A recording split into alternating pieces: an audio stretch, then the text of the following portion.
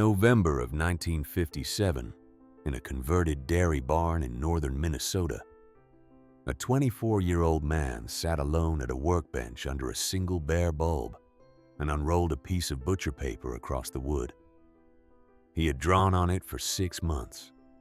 Lines and arrows and figures and crossed out numbers the way a man draws when he is trying to convince himself of something he already knows. The drawing showed a tractor with 4 equal wheels and a frame that bent in the middle. Nothing like it existed in any catalog he had ever seen. His name was Sigurd Halvorsen, and in 3 days he was going to walk into a bank in Thief River Falls and ask for $10,000 on the strength of that drawing alone. He was 24 years old. He had never built anything bigger than a hog feeder. And the floods were going to take the farm if he did not. Let me tell you about the floods, because they are the reason this story happens at all. The Red River Valley in northwestern Minnesota is some of the flattest land God ever laid down. When the snow melts in April, the water has nowhere to go. Most years it drains slow and the fields dry by planting time. But the spring of 1956, and then again the spring of 1957, the water came hard and stayed long. 2,000 acres of Halvorsen ground turned into a shallow lake. The 2-wheel drive Allis Chalmers that Curtis and his older brother Lyle had been running since they were boys sank past the rear axle the first time they tried to work the wet ground. They had to get a team of horses to drag it out. The harvest in '56 came in on November snow. The harvest in '57 barely came in at all. Curtis stood at the field edge the afternoon the second flood started receding, and he looked at the gumbo mud pulling at his boots, and he understood something his father had not yet understood. He understood that the problem was not the rain. The problem was the machine. 2-wheel drive tractors were built for ground that behaves. Halvorsen ground did not behave. It would never behave again, because the climate in that part of Minnesota had changed in a way nobody had words for yet, and the wet springs were going to keep coming, and the family that had been considered successful in Pennington County for 30 years was going to lose everything they had built if somebody did not figure out how to pull a plow through 10 inches of standing water. Curtis went home that night and started drawing. His father was 61 years old. Sigurd Halvorsen had broken that ground with a team of Belgian draft horses in 1922, when he was 26 years old and newly married to a woman from a Norwegian settlement near Crookston. He had built the original soddy with his own hands, and then the frame house, and then the dairy barn, and then the equipment shed, and then the 2 long hog buildings where the family ran 200 head of Hampshire crossbreds. He had survived the Depression by butchering his own livestock and selling cuts of pork from the back of a truck in Grand Forks. He had buried 2 daughters in 1936 in the diphtheria wave that took half the children in St. Hilaire that winter. He had worked by Curtis's count every single day of his life since he was 9 years old, and Sigurd Halvorsen did not believe in debt. That is the first thing you have to understand about this story. The man who would have to sign off on Curtis's plan, the man whose name was on the deed, the man whose entire life had been a slow, patient accumulation of cash and land and tools paid for in full, did not believe a Halvorsen should ever owe $1 to a bank. He had told Curtis this on at least 100 occasions, usually while working on something with his hands, usually without looking up. When you owe a man money, that man owns a piece of your life. Sigurd had said it so often that Curtis could mouth the words along with him. So when Curtis sat at the kitchen table on a Sunday evening in early November of 1957 and laid the butcher paper drawing in front of his father and brother, he knew exactly what he was asking for. He was asking the man who had taught him to fear debt to co-sign a debt. He was asking him to bet a 35-year farm on a drawing made by a son who had never built anything bigger than a hog feeder. His mother, Ada, was at the stove. She did not turn around. She was a woman who knew how to listen without seeming to. Curtis spoke for about 9 minutes. He explained the 4-wheel drive concept, the way an engineer would have explained it, except he was not an engineer. He was a farm boy who had spent 6 months reading every issue of farm implement news he could find at the library in Crookston. He explained articulation. He explained why equal-sized wheels mattered. He explained that the only 4-wheel drive articulated tractor on the market, the Wagner FWD out of Portland, Oregon, cost $24,000, of which the bank in Thief River Falls would lend them maybe $12,000 on the absolute outside, and that even if they could borrow that much, the payments would gut the farm. Then he told them the second number. He told them they could build one themselves for $10,000. He had priced everything. The Detroit Diesel 671 out of a wrecked ore truck on the Iron Range, $1,800. The planetary axles from a retired Caterpillar grader, $2,200. The transmission from a junked highway hauler, $1,500. The frame steel, the cab steel, the welding rod, the bearings, the hydraulics, the hoses, the tires. $10,000 and 3 months of winter work in the barn, and they would have a machine that would pull through any ground in northern Minnesota. When he finished, the kitchen was quiet for a long time. His brother Lyle, who was 27, who had served 2 years in the Army and come home steady, the way men do who have been around something serious, looked at the drawing for a while and then looked at Curtis and said the words he had probably been practicing all afternoon. He said, "This is either the smartest thing anybody in this family has ever done, or it is going to bury us, and I am not sure I can tell which yet." Sigurd Halvorsen had not moved. He sat in the kitchen chair with his hands flat on the table, on either side of the drawing, his thumbs pressing slightly into the paper, the way a man holds a thing down when he is not yet ready to look at it directly. He was a tall man, or had been before the years had settled him. He had the long jaw and pale eyes of his Trondheim grandfather, and his hands were the hands of a man who had used them every day for 52 years. He looked at the drawing. He looked at his son. He said, "You have been working on this since spring." Curtis said, "Yes, sir." Sigurd nodded once slowly. He said, "Why didn't you say anything?" Curtis said, "Because if I said it, you would have told me no. And I needed to be sure first." There was a long pause. Ada had stopped stirring at the stove. She was standing with her back to them, holding the wooden spoon, and she was listening so hard you could feel it in the room. Outside the kitchen window, the November dark was complete. Nothing moved out there except a thin wind running across the fields they were all about to risk. Sigurd looked back down at the drawing. His thumb moved slowly along the line where the frame articulated. He did not say anything for what Curtis later remembered as nearly 2 full minutes. And then, in a voice that was not loud, and was not soft, and was not anything except absolutely level, he said, "The bank will not lend on a drawing. They will need somebody's name." Curtis said, "I know." Sigurd said, "You want it to be mine." Curtis said, "No, sir. I want it to be mine. Mine and Lyle's. The farm stays out of it." That was the moment Sigurd Halvorsen looked up at his son. For the first time since the drawing came out. His pale eyes held there for a long count. And then, in the small voice of a man who has just understood that his boy has grown up without him noticing, he said, "All right then. Go see Pearson on Tuesday. D. Have you ever had a moment in your life where somebody you love hands you something they were never gonna hand you, and you understand in that exact second that the whole shape of your future has just changed?" That was that moment for Curtis Halvorsen. His father had not blessed the plan. His father had only refused to stop it. But for a Halvorsen man, that was the same thing. He did not sleep that night.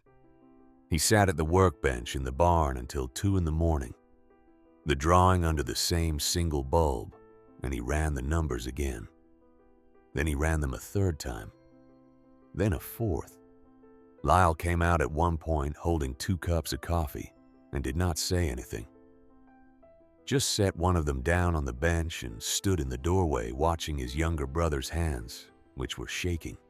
Lyle did not say anything about the shaking. He just stood there until Curtis lifted the cup and drank, and then he went back to the house. That is what brothers do for each other in the country like that. They do not say it. They just stand there until the shaking stops.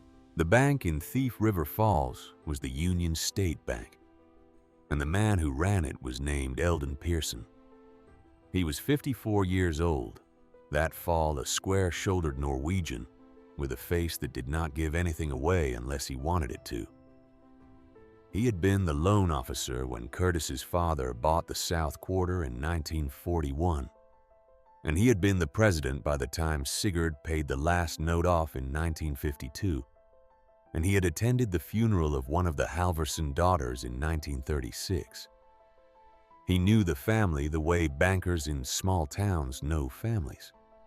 Which is to say, he knew them in their kitchens and at their funerals and at the moment of every decision that had ever mattered. Curtis walked into the bank on a Tuesday morning in the second week of November, carrying the butcher paper rolled into a tube under his arm and wearing the same wool coat he wore to chore in. He had not bought a suit for this. He had thought about it and he had decided that Eldon Pearson would either lend him the money on what he was, or he would not lend it at all, and a borrowed suit would only make a banker suspicious.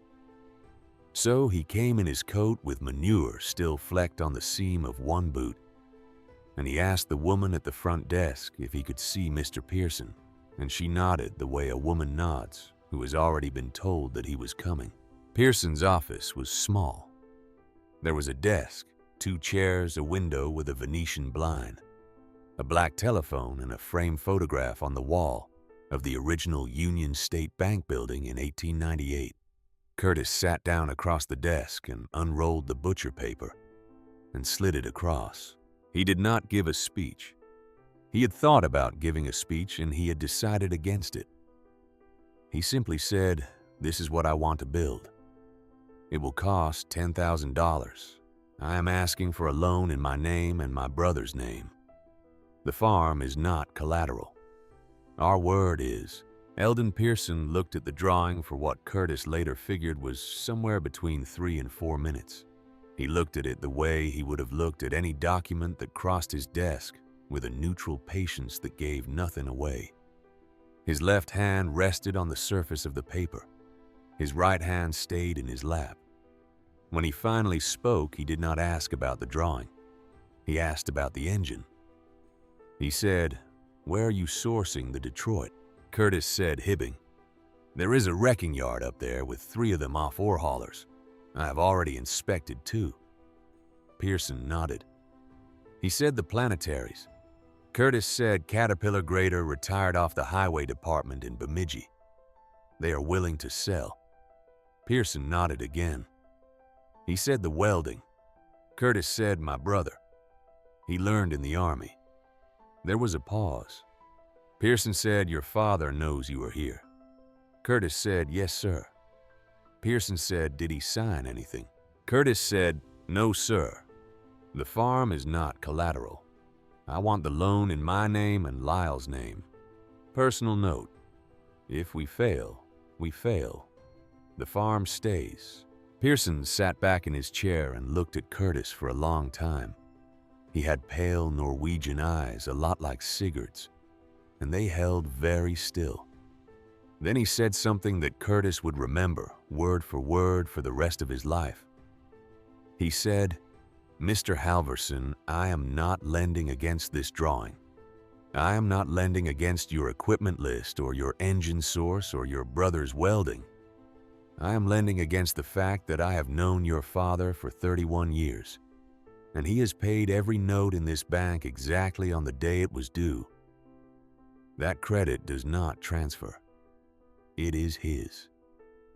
But it does mean that when his son walks into my office at 24 years old and tells me he wants a loan in his own name, on his own word, I am going to take that boy seriously. Because I do not believe a man raised by Sigurd Halvorsen would ask me for something he did not intend to repay. He paused. Then he said, I am not lending to your father. I am lending to a young man. Curtis sat very still in the chair. The butcher paper between them seemed to hum slightly in the room. Pearson opened his desk drawer and pulled out a form. He uncapped a fountain pen. He filled it out in his own handwriting slowly, the way a careful man does paperwork. And when he was done, he turned it around and slid it across the desk. He had written $10,000. He had set the term at 5 years. He had set the rate at 5 3/4%. He had not asked for any collateral. Curtis read the form twice. He picked up the pen. His hand was perfectly steady now. It had finished doing its shaking the night before. He signed. Pearson signed. The two men shook hands, and Eldon Pearson said, "Do not make me wrong about you, son." Curtis said, "No, sir. I will not." He walked out of that bank at 10:40 in the morning. He stood on the sidewalk on Main Street in Thief River Falls, with a check for $10,000 in the inside pocket of his coat, and he looked east toward where his father was probably feeding hogs that very minute. And he understood with absolute clarity that he was now carrying something he could never put down. Not the money, the trust. The trust was the heavy part. The trust was always the heavy part. He drove home and he did not tell his father about Pearson's last words. He never told his father about them. Some things you keep even from the man you love most, especially from the man you love most. The work began on the 15th of November in 1957. The barn they used had been a dairy operation from 1922 until 1949, when Sigurd had sold the last of the Holsteins and converted the building to equipment storage. It was 14 by 20 feet on the inside with 8-foot ceilings, which is to say it was almost too small for what they were going to build inside it. Lyle measured it out on the dirt floor in chalk one cold afternoon, and the three of them stood looking down at the chalk lines without speaking. The chalk outline of the tractor came within 14 inches of the back wall on one end and within 9 inches of the door on the other. It was going to fit. Barely. Just barely. They nailed wool blankets to the inside of the barn walls for insulation, because northern Minnesota in December does not let you weld at 20 below without help. They ran a stovepipe through the wall and set up a barrel stove in the corner. The first week they did nothing but clear the barn out and lay foundation blocks for the assembly stand. The second week they hauled the engine. Curtis and Lyle drove the family's 1949 Chevrolet flatbed 240 miles east to Hibbing on the Iron Range, where a wrecking yard called Mesabi Salvage had 3 Detroit Diesel 671s sitting on pallets. They were filthy with iron ore dust. They had been pulled out of 3 different wide ore haulers that had served the open pits at the Hull Rust Mine. They were, by any reasonable measure, used up. By any reasonable measure, you would not put them in something you intended to last. But Curtis spent 4 hours crawling over them with a flashlight and a borrowed compression gauge, and the third one tested out clean. Cylinders, 8792, 9089, 9190, heads true. Crankshaft journals within tolerance. The Detroit 671 is a 2-stroke diesel 6 cylinders, 426 cubic inches. And when it is running right, it will pull your fillings out by sound alone. This one was running right. He paid $1,800 cash. They winched it onto the flatbed. They drove home slow through a snowstorm that started at Bemidji and did not let up until they crossed into Pennington County in the dark. The third week, they went to Bemidji for the planetaries. The fourth week, Lyle drove south to Fargo for the transmission. By the second week of December, every major component was either in the barn or on its way, and the welding had begun. Now, let me pause here, because the welding is where this story turns into something more than a story about machines. Lyle was the welder. He had learned in the Army Corps of Engineers in '54 and '55, working on bridge fabrication outside of Stuttgart. He could lay a stringer bead on quarter-inch plate that looked like it had been done by a machine. But the work they were doing in that barn was not bridge fabrication.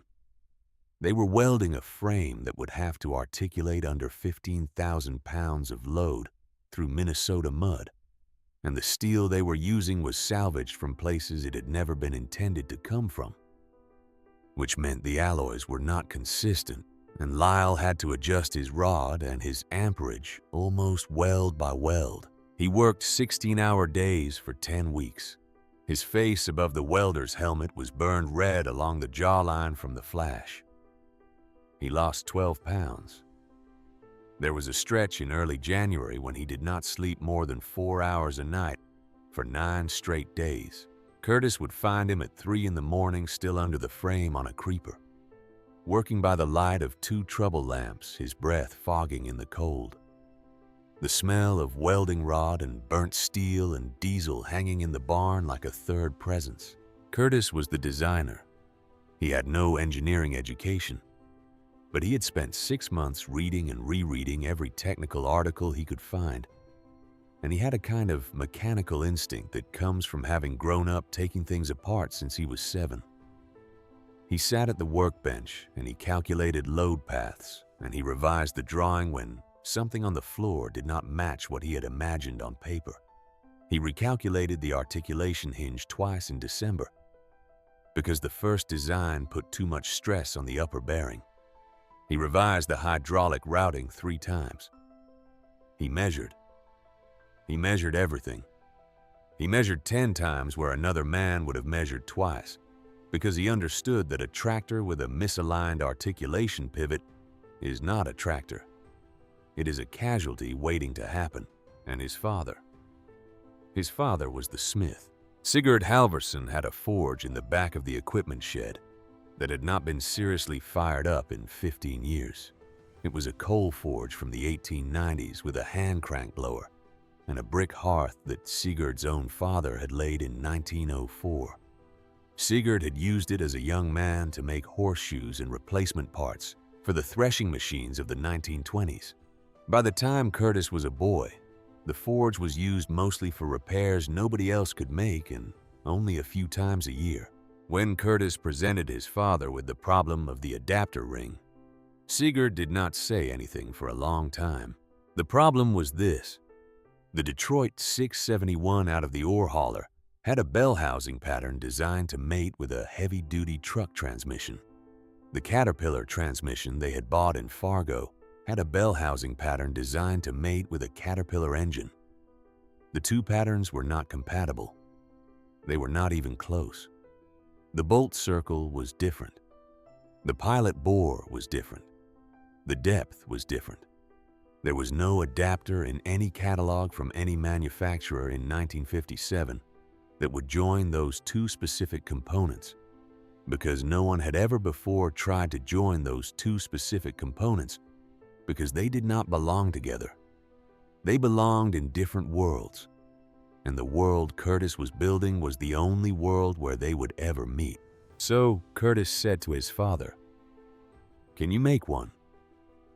Sigurd looked at the drawing Curtis had made of the ring. He looked at it for a long time. Then he said, "Yes, but not the way a machine shop would make it, the way a man would make it." What he meant by that, Curtis only understood in the days that followed. For 3 days and 3 nights in the second week of January 1958, The temperature outside the equipment shed dropped to 27 below zero and stayed there. The wind came down out of Manitoba and ran across the open fields with no trees to slow it. Inside the equipment shed, Sigurd Halvorsen, 61 years old, stood at the forge his father had built, and he heated a piece of 1.25-inch steel plate to cherry red, and he beat it on the anvil with a cross-peen hammer, and he heated it again, and he beat it again. And he did this for 3 days and 3 nights, with breaks only for coffee and for sleep. He did it without a pattern. He did it without a measurement tool more sophisticated than a pair of calipers and a steel rule. He worked from Curtis's drawing and from the actual bell housings of the engine and the transmission which sat on the dirt floor of the shed, like 2 suspicious dogs that had not decided whether they could share a yard. He shaped the ring inch by inch. He drilled the bolt holes by hand with a brace and bit, because the post drill was not going to give him the angle precision he needed. He countersunk each hole with a tapered scraper. He had ground himself out of an old file. When he was done on the morning of the 4th day, he stood the adapter ring upright on the workbench, and he bolted it experimentally to the bell housing of the Detroit. It dropped onto the dowel pins as if it had been cast for them. He turned it the other direction and bolted it to the Caterpillar transmission. It dropped onto those dowels the same way. He did not say anything. He just nodded once, very slightly, the way a man does when something has been confirmed that he had not actually been certain of. Curtis stood beside him in the shed and looked at the ring and felt something in his chest go very still. His father had just made by hand in 3 days on a forge from the 1890s, a part that did not exist anywhere else in the world. A part that the engineering departments of Detroit Diesel and Caterpillar had never imagined.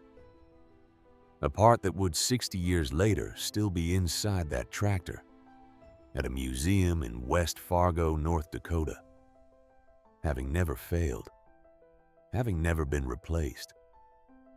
The iron of it shaped by the hands of a man who would by then have been 37 years in the ground. Curtis did not have words for it. He did not try. He put his hand on his father's shoulder for 1 second, and then he went back to the barn to keep working. I want to stop here and ask you something. Have you ever watched a man older than you do something with his hands that you knew you would never be able to do, no matter how long you lived? There is a particular feeling that comes with that. It is not envy. It is closer to grief.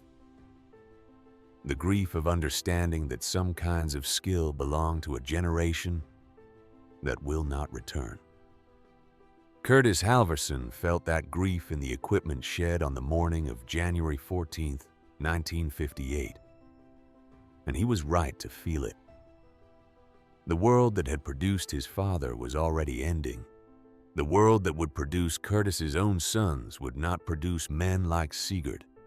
That ring in that machine was the last work of a kind of hand that America had been losing for 40 years and would soon stop having altogether. That is part of why this story matters. Not the money, not the tractor, the hand. Now, let me tell you about Vernon Crain. Vernon Crain was 47 years old in the winter of 1957. He was the regional sales manager for John Deere across a 4-state territory that included Minnesota, North Dakota, South Dakota, and the eastern half of Montana. He had been with Deere for 21 years. He had a wife in Moline, Illinois, who he saw every 6 weeks in a company Buick that he drove 85,000 miles a year, and a salary that put him in the top 3% of American earners in 1957. He wore white shirts. He wore polished shoes. He carried a leather portfolio. He had, in his entire professional life, never once gotten his hands dirty for an honest reason, and he was very proud of that fact.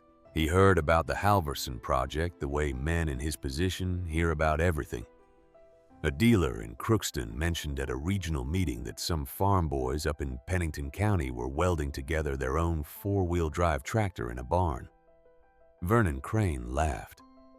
The other dealers in the room laughed with him because Vernon Crain was the kind of man other men laughed along with. Whether they thought something was funny or not, a week later, Vernon Crain was passing through St. Hilaire on his way to a dealer dinner in Crookston, and he saw a notice on the bulletin board outside the co-op that the Pennington County Farmers Cooperative was holding its monthly meeting that very evening at the Lutheran Fellowship Hall. He decided on impulse to attend. He thought it might be amusing. It was the third Thursday of January 1958. There were 41 farmers in the Fellowship Hall. Curtis and Lyle and Sigurd were three of them. They had taken the evening off from the barn for the first time in 2 months because the meeting was going to discuss the federal price support program for spring wheat, and that program would directly affect the family's planning decisions in April. Vernon Crain stood up during the open discussion period. He introduced himself in his sales voice, which was a warm and affable voice that sounded exactly like the voice of a man who has never been told no in his life. He said he had heard a rumor that someone in the room was building a tractor in a barn. He said he wanted to make sure those gentlemen understood what they were up against. He said John Deere had 4,000 engineers in Waterloo, Iowa. He said Deere had patents going back to 1837. He said the gentlemen building tractors in barns should perhaps consider whether their time would be better spent doing what farmers do, which is to say, farming and leaving the design of agricultural equipment to the people who had spent their lives on it. Then he laughed. He laughed in a way that invited the room to laugh with him. Some of the room did, some did not.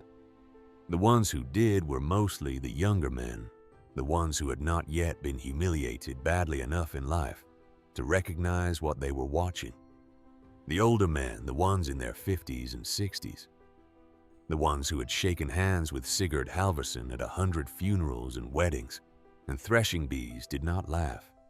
They sat very still in their folding chairs, and they watched Sigurd's face. Sigurd did not move. Curtis did not move either. He was sitting on his father's left side. He felt his pulse in his temples. He felt his hands tighten on the program sheet. He did not look at Vernon Crain. He looked at his father. Sigurd's pale eyes were fixed on the floor about 6 feet in front of him. His jaw was set. His shoulders were the shoulders of a man who has decided not to dignify a thing with a response. After a long moment, he turned his head very slightly and met Curtis's eye, and he gave his son the smallest possible shake of the head. Do not answer him. We do not answer this man. We answer this man with the work. Curtis turned back and looked at Vernon Crain across the Fellowship Hall, and in that exact moment he made himself a promise. He promised himself that he would not forget Vernon Crain's face. He promised himself that he would remember the white shirt and the polished shoes and the leather portfolio. He promised himself that the next time he saw Vernon Crain, the man with 4,000 engineers behind him, would be standing in front of a barn looking at a machine he did not understand, and Curtis Halvorsen would be the one not laughing. He went home that night, and he wrote Vernon Crain's name in the back of his notebook. He did not say anything about it to anyone. 6 weeks later, on the 3rd of March, 1958, the tractor was finished. It weighed 15,400 pounds. It stood 8 feet 7 inches at the top of the cab. It had a wheelbase of 142 inches and an overall length of 21 feet 4 inches. The articulation pivot rotated 40 degrees in either direction. The Detroit diesel turned over on the third try and settled into a low rumble that made the wool blankets on the barn walls vibrate. Lyle, standing beside the cab, with one hand on the fender, looked over at Curtis and didn't say anything because there was nothing to say. The thing they had built was running. They painted it lime green over the next 2 days, because lime green was the color of the John Deere paint chip. Curtis had decided he was going to spend the rest of his life looking at. Except this. Lime green was not John Deere green. It was just close enough to be a problem, and far enough to be its own. They named the tractor Barney after Lyle's old farm dog, who had died the previous summer, and who had been in life an animal of unusual size and unwillingness to be moved against his will. The name fit.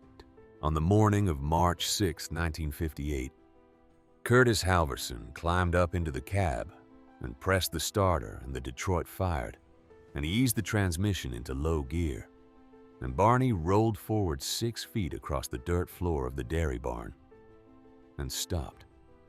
Curtis sat in the cab with the engine idling. Lyle stood beside the open barn door. Sigurd stood inside the doorway, his hands behind his back, his pale eyes fixed on the front of the tractor. The tractor was wider than the door, not by much, by 14 inches. Lyle started to laugh first. It started low in his chest and built into a real laugh, the kind he had not done in 4 months. Sigurd did not laugh, but the corner of his mouth moved, which for him was the same thing. Curtis sat in the cab and looked at the door frame and looked at the front fender of the tractor, and he understood with absolute clarity that he had spent $10,000 and 4 months of his family's lives building a machine that did not fit through the door of the room they had built it in. He cut the engine. He climbed down. He did not say anything for about 30 seconds. He stood there with one hand on the fender, looking at the door, and the cold March air came in through the open doorway and met the diesel warmth of the barn and made a thin mist in the gap between them. Then Curtis Halvorsen, 24 years old, picked up his father's crosscut saw from where it was hanging on the wall, and he walked over to the door frame, and he looked at it for a moment, and he made the first cut himself. He did not ask his father's permission. The barn belonged to the farm, and the farm belonged to his father, and he was about to cut into a wall his father had nailed up in 1922. But he did not ask. He just made the cut. Because in that moment, he understood something that would be the thesis of his entire life. From that moment forward, the thing he would say to investors and dealers and his own children, and to a reporter from the Forum in 1974, and to anyone else who ever asked him how a farm boy with no engineering degree had built the company he built, he understood that if the door is too small, you widen it. You do not buy a smaller machine. You do not give up on the machine. You do not apologize for the machine being the wrong size for the door. You take a saw, and you cut the door open, and you make it the size the machine requires. Sigurd watched him cut. He did not say a word. After a minute, he picked up the second saw, and he started cutting the other side of the frame. Lyle joined them with a pry bar.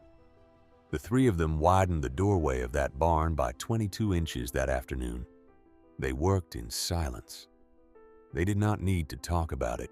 When the door was wide enough, Curtis climbed back into the cab and started the Detroit again, and he eased Barney forward, and the lime green tractor rolled out of the barn into the late winter sun for the first time in its life.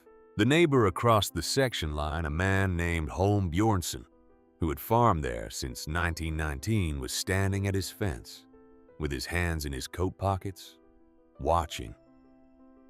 He had heard about the project for months. He had not believed it. He stood there for a long time as the tractor came out of the barn, and Curtis turned it slowly in the yard, the Detroit rumbling and the steel of the articulated frame creaking once as the joint took its first real load. Holm Bjornson did not say anything. He just watched. After a while, he raised one gloved hand in a small wave, and he turned and he walked back across his own yard and into his own barn. Curtis sat in the cab with the engine idling.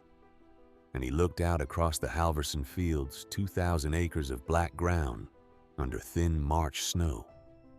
And he understood in the quiet way that big understandings come, that everything was about to change. The door had been too small. He had widened it. That was only the beginning.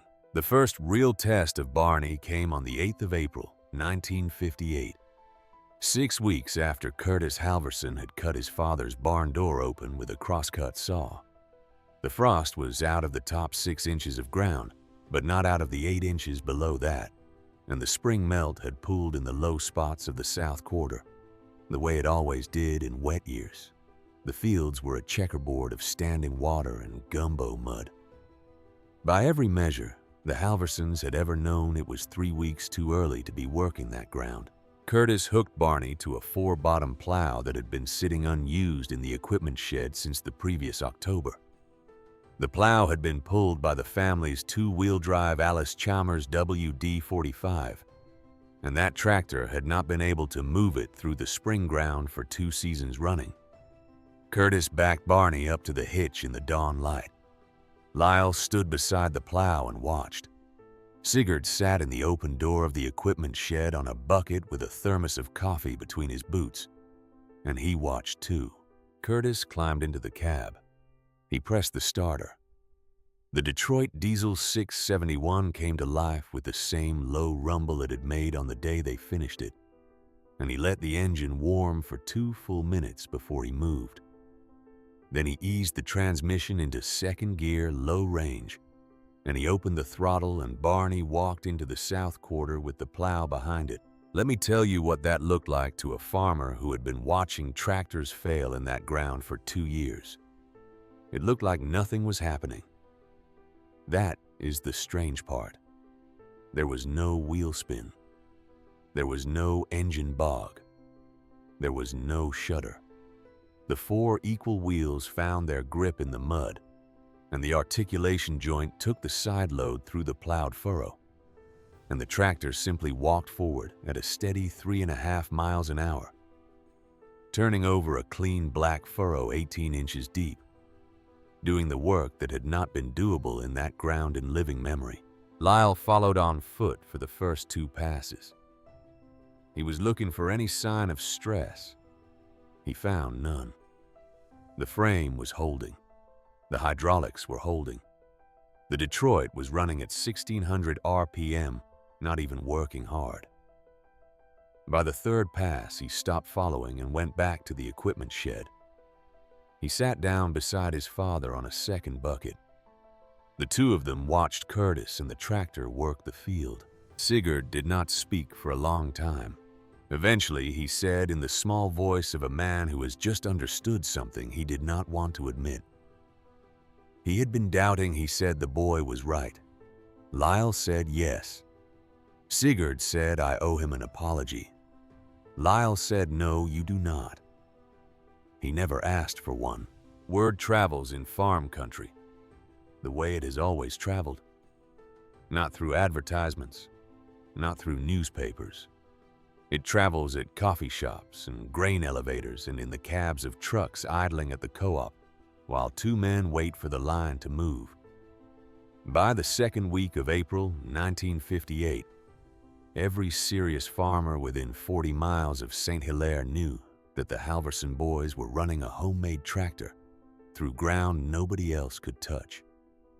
By the 3rd week, Curtis had his first paying customer. His name was Halvor Egeland.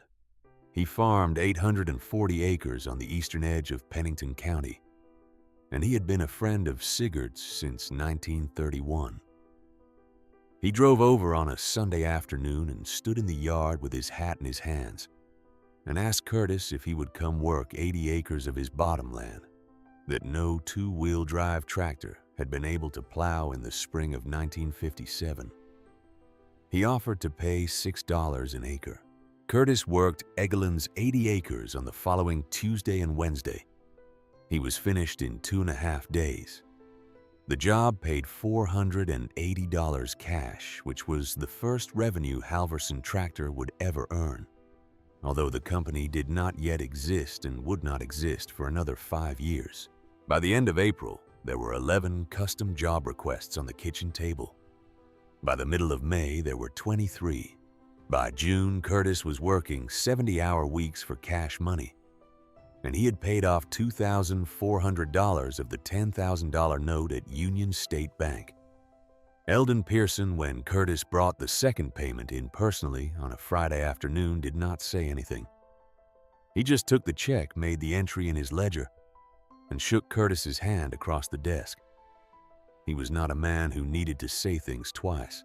Now let me tell you what was happening at the same time, 800 miles south of St. Hilaire, at the headquarters of Deere and Company in Moline, Illinois. In 1958, the engineers in Waterloo were already working on a four-wheel drive tractor of their own. They had been working on it for nearly 3 years. The project was called the 8010, and it was meant to be the largest agricultural tractor in the world. It was meant to be the answer to a question that the John Deere Market Research Department had finally noticed somebody was asking, which was the question of what large acreage farmers were supposed to do when their fields got too big and their ground got too wet for the conventional two-wheel drive machines that had carried American agriculture since the 1920s. Deere and Company had 4,000 engineers, as Vernon Crain had so confidently announced in the Lutheran Fellowship Hall in St. Hilaire in January. They had patents going back to 1837. They had a research budget that by 1959 would exceed $4.2 million on the 8010 alone, which was 420 times what Curtis Halvorsen had spent to build Barney. The 8010 was unveiled in September of 1960 at the company demonstration grounds outside Marshalltown, Iowa. It was huge. It produced 275 horsepower. At the drawbar, it cost $30,000 retail, which made it the most expensive farm tractor ever sold in the United States. The engineering specifications were impressive. 8 forward gears, 16-ton overall weight, hydraulic everything. The trade magazines wrote about it as the future of large acreage agriculture. It was a disaster. The first field tests, conducted by John Deere's own demonstration team in the fall of 1960, revealed that the transmission could not handle the torque load of the engine. Gears stripped at 140 hours. The hydraulic pumps cavitated under sustained load. The frame, which had been designed without any provision for articulation, twisted under side-hill work. By the spring of 1961, Deere had sold approximately 100 8010s nationwide, and approximately 90 of them were having warranty claims serious enough to require the dealer to pull the tractor off the customer's farm and ship it back to Waterloo. In June of 1961, Deere quietly issued a recall. They bought back every 8010 they had sold. They scrapped most of them. The project was by every internal measure the most expensive failure in the company's history. And while the engineers in Waterloo were taking apart their failed 8010s and trying to figure out where they had gone wrong, Barney was pulling a 4-bottom plow through Halvorsen ground at 4,200 hours of accumulated runtime, and not one component on the machine had failed. Have you ever watched a small operation outrun a giant operation and tried to understand how it was possible? It is possible because the giant operation has to satisfy 1,000 people. The small operation has to satisfy the work. Curtis Halvorsen did not have to convince a board of directors. He did not have to file paperwork. He did not have to schedule meetings with the marketing department. He had to make a tractor that pulled a plow through Minnesota mud, and he had to make it for $10,000, and he had to do it in a barn before the spring planting started. Real constraint is one of the most powerful design tools in the history of human work. The 8010 failed because Deere had infinite resources. Barney succeeded because Curtis had almost none. I want you to think about that for a minute.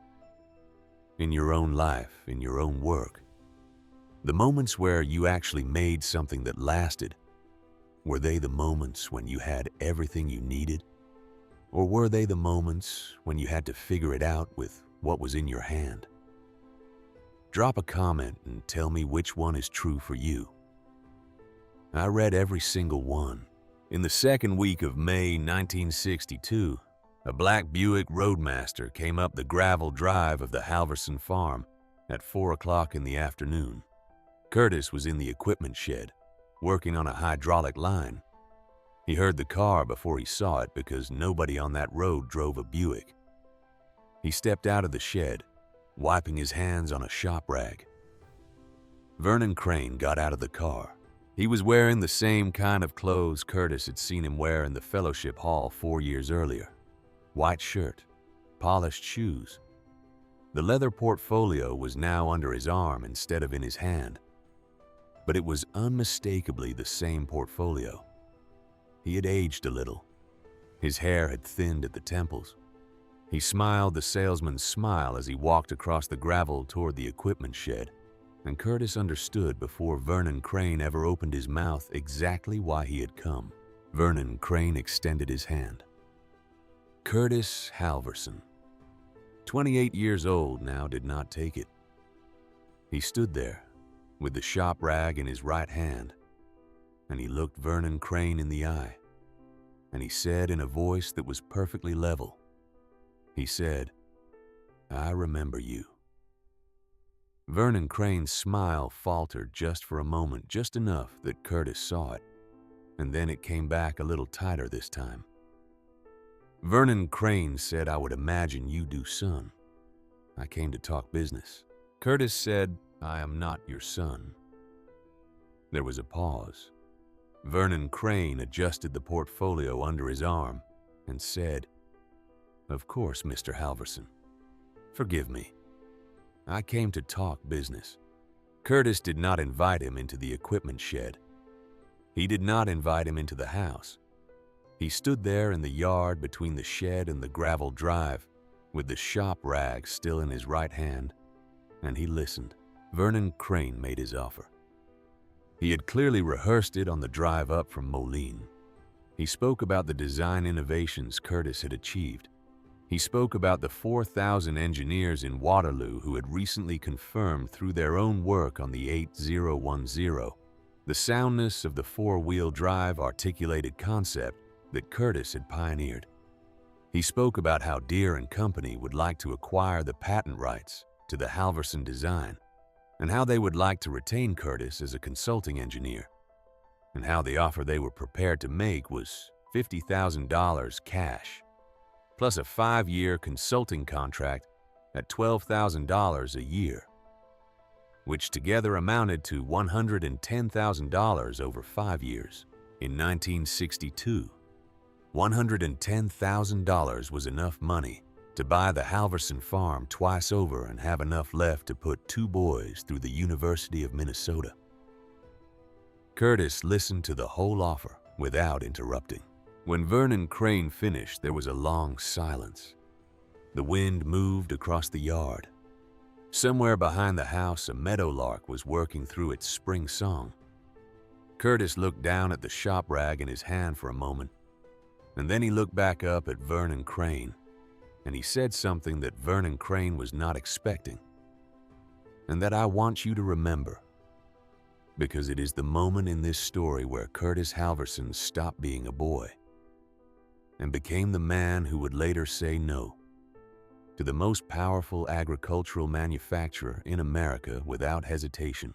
He said, "Mr. Crain, 4 years ago in January, you stood up in the Lutheran Fellowship Hall in St. Hilaire, and you laughed at my father in front of 40 other men. My father is 66 years old. He has been farming this ground since 1922. He buried 2 daughters in this county. He has paid every debt he ever owed on the day it was due. And you, who had never seen him before that night, who had no idea who he was, stood up in a public meeting and laughed at him because he was the father of a boy who was building a tractor in a barn." Vernon Crain opened his mouth. Curtis raised his hand. He did not raise it angrily. He raised it the way a man raises a hand when he is not done talking yet. Curtis said, "I am not selling my design to a company that sent you to laugh at my father. I am not selling it for $50,000. I am not selling it for $500,000. I am not selling it." He paused. He said, "You should go now." Vernon Crain stood in the yard for several seconds. His face had done something complicated during the speech, a thing that Curtis did not entirely understand at the time, but would understand better in the years to come. It was the face of a man who has just realized that the sales pitch he has spent 2 weeks rehearsing was being delivered to the wrong audience. He was not pitching a farm boy with a homemade tractor.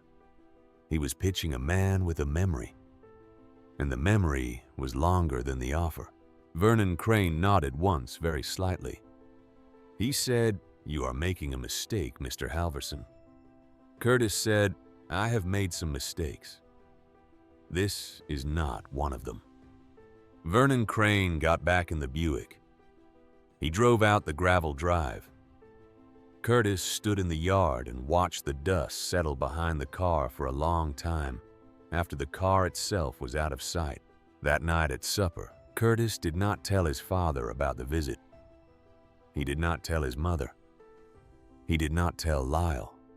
He carried it alone for nearly a week before he finally mentioned it to Lyle while they were rebuilding a hydraulic pump in the equipment shed on a Tuesday evening. Lyle listened to the whole story in silence, working the rebuild as he listened. And when Curtis was done, Lyle just nodded and said, "Good." Then he handed Curtis a wrench and they went back to work. But that night, alone in his bedroom upstairs, Curtis Halvorsen sat on the edge of his bed in the dark, and he did something he had not done since the night before he walked into Eldon Pearson's office in November of 1957. He let his hands shake. He let them shake for a full 10 minutes, because the truth he could not say to Lyle and would never say to his father was that $110,000 was a lot of money, and turning it down had been the hardest thing he had ever done. And he was not entirely sure, not in the dark of that bedroom at 28 years old, that he had done the right thing. There is a particular kind of doubt that arrives at 3 in the morning in a man's life. It does not arrive when the offer is being made. It arrives later when the offer is gone, and there is no way to take the no back. Curtis Halvorsen sat with that doubt for several weeks in the spring of 1962. He worked through it the only way he knew how. He went out to the barn the next morning and he started his Detroit, and he went to work. That is what you do with doubt in country like this. You do not argue with it. You outwork it. Now, let me tell you about the day Earl Christensen came up the drive, because that is the day this story turns from a story about a tractor into a story about a company. And the difference between those two things matters more than most people realize. Earl Christensen owned a farm equipment dealership in Elbow Lake, Minnesota, 110 miles south of St. Hilaire. He sold a mix of brands, mostly Massey Ferguson and Allis Chalmers, with a sideline in used equipment that he refurbished himself in the back of his shop. He was 44 years old in 1963. He had served in the Pacific in 1944 and 45 with a Marine Engineering Battalion, and he had come home and apprenticed in his uncle's repair shop and eventually bought the dealership outright in 1954. He was a man, in other words, who knew machines from the inside, not from a sales brochure. In February of 1963, the Red River Valley Winter Show was held in Crookston. It was the largest agricultural exposition in northern Minnesota, and Curtis had brought Barney down on a flatbed to display it almost as a lark, because a friend of Lyle's who worked at the showgrounds had offered him a free spot in the equipment yard. The tractor sat there for 4 days. Curtis stood beside it, answering questions from farmers who wandered up and looked at the lime green machine with the strange articulated frame. Earl Christensen was one of those men. He stood and looked at Barney for nearly 40 minutes on the second afternoon of the show. He did not introduce himself. He did not ask Curtis any questions. He simply walked around the tractor 3 times, and then he crouched down and looked at the underside of the articulation joint. And then he stood up and looked at Curtis, and then he walked away without saying a word. 3 months later, on a Saturday morning in the 3rd week of May, 1963, a green 1959 Chevrolet pickup came up the gravel drive of the Halvorsen farm at 9:20 in the morning. Curtis was in the yard greasing the front loader of Barney with a hand pump. He heard the truck pull up, but he did not turn around right away. He finished the fitting he was working on, capped the grease gun, and turned to see who had come. Earl Christensen got out of the truck. He was a medium-sized man with a brush of gray hair and the kind of forearms that come from a life of lifting things heavier than they should have been. He walked up to where Curtis was standing, and he did not extend his hand right away. He just stood there for a moment looking at Barney the way he had looked at it in Crookston in February. Then he said in a voice that was as flat and direct as anything Curtis had ever heard. He said, "My name is Earl Christensen. I run a dealership down in Elbow Lake. I drove 110 miles this morning to talk to you, and I'm going to say what I came to say in less than 5 minutes. And then I will get out of your way and let you decide." Curtis nodded. Earl Christensen said you should not be selling these tractors one at a time to farmers in Pennington County. You should be building them in a real shop with new parts to a standard set of specifications and selling them through dealers across the upper Midwest. There is a market for what you have built. I have been in this business for 9 years. I know a market when I see one, and I am telling you that what you are sitting on is a market. He paused. He said the name is already there. You do not even have to think about it. Halvorsen Tractor Company. I would put a sign over my door tomorrow. Curtis stood there with the grease gun in his right hand and looked at Earl Christensen for a long moment. Then he laughed. He did not laugh meanly. He laughed the way a man laughs when somebody has just suggested he do something so unlikely that the only honest response is laughter. He said, "Mr. Christensen, I am a farmer. My brother is a farmer. My father is a farmer. We do not know how to start a tractor company. We barely knew how to build one tractor." Earl Christensen nodded. He said, "I understand. I'm not asking you to decide today. I'm asking you to think about it." He pulled a business card out of his shirt pocket. He set it on the fender of Barney, anchored under a small piece of rust on the metal.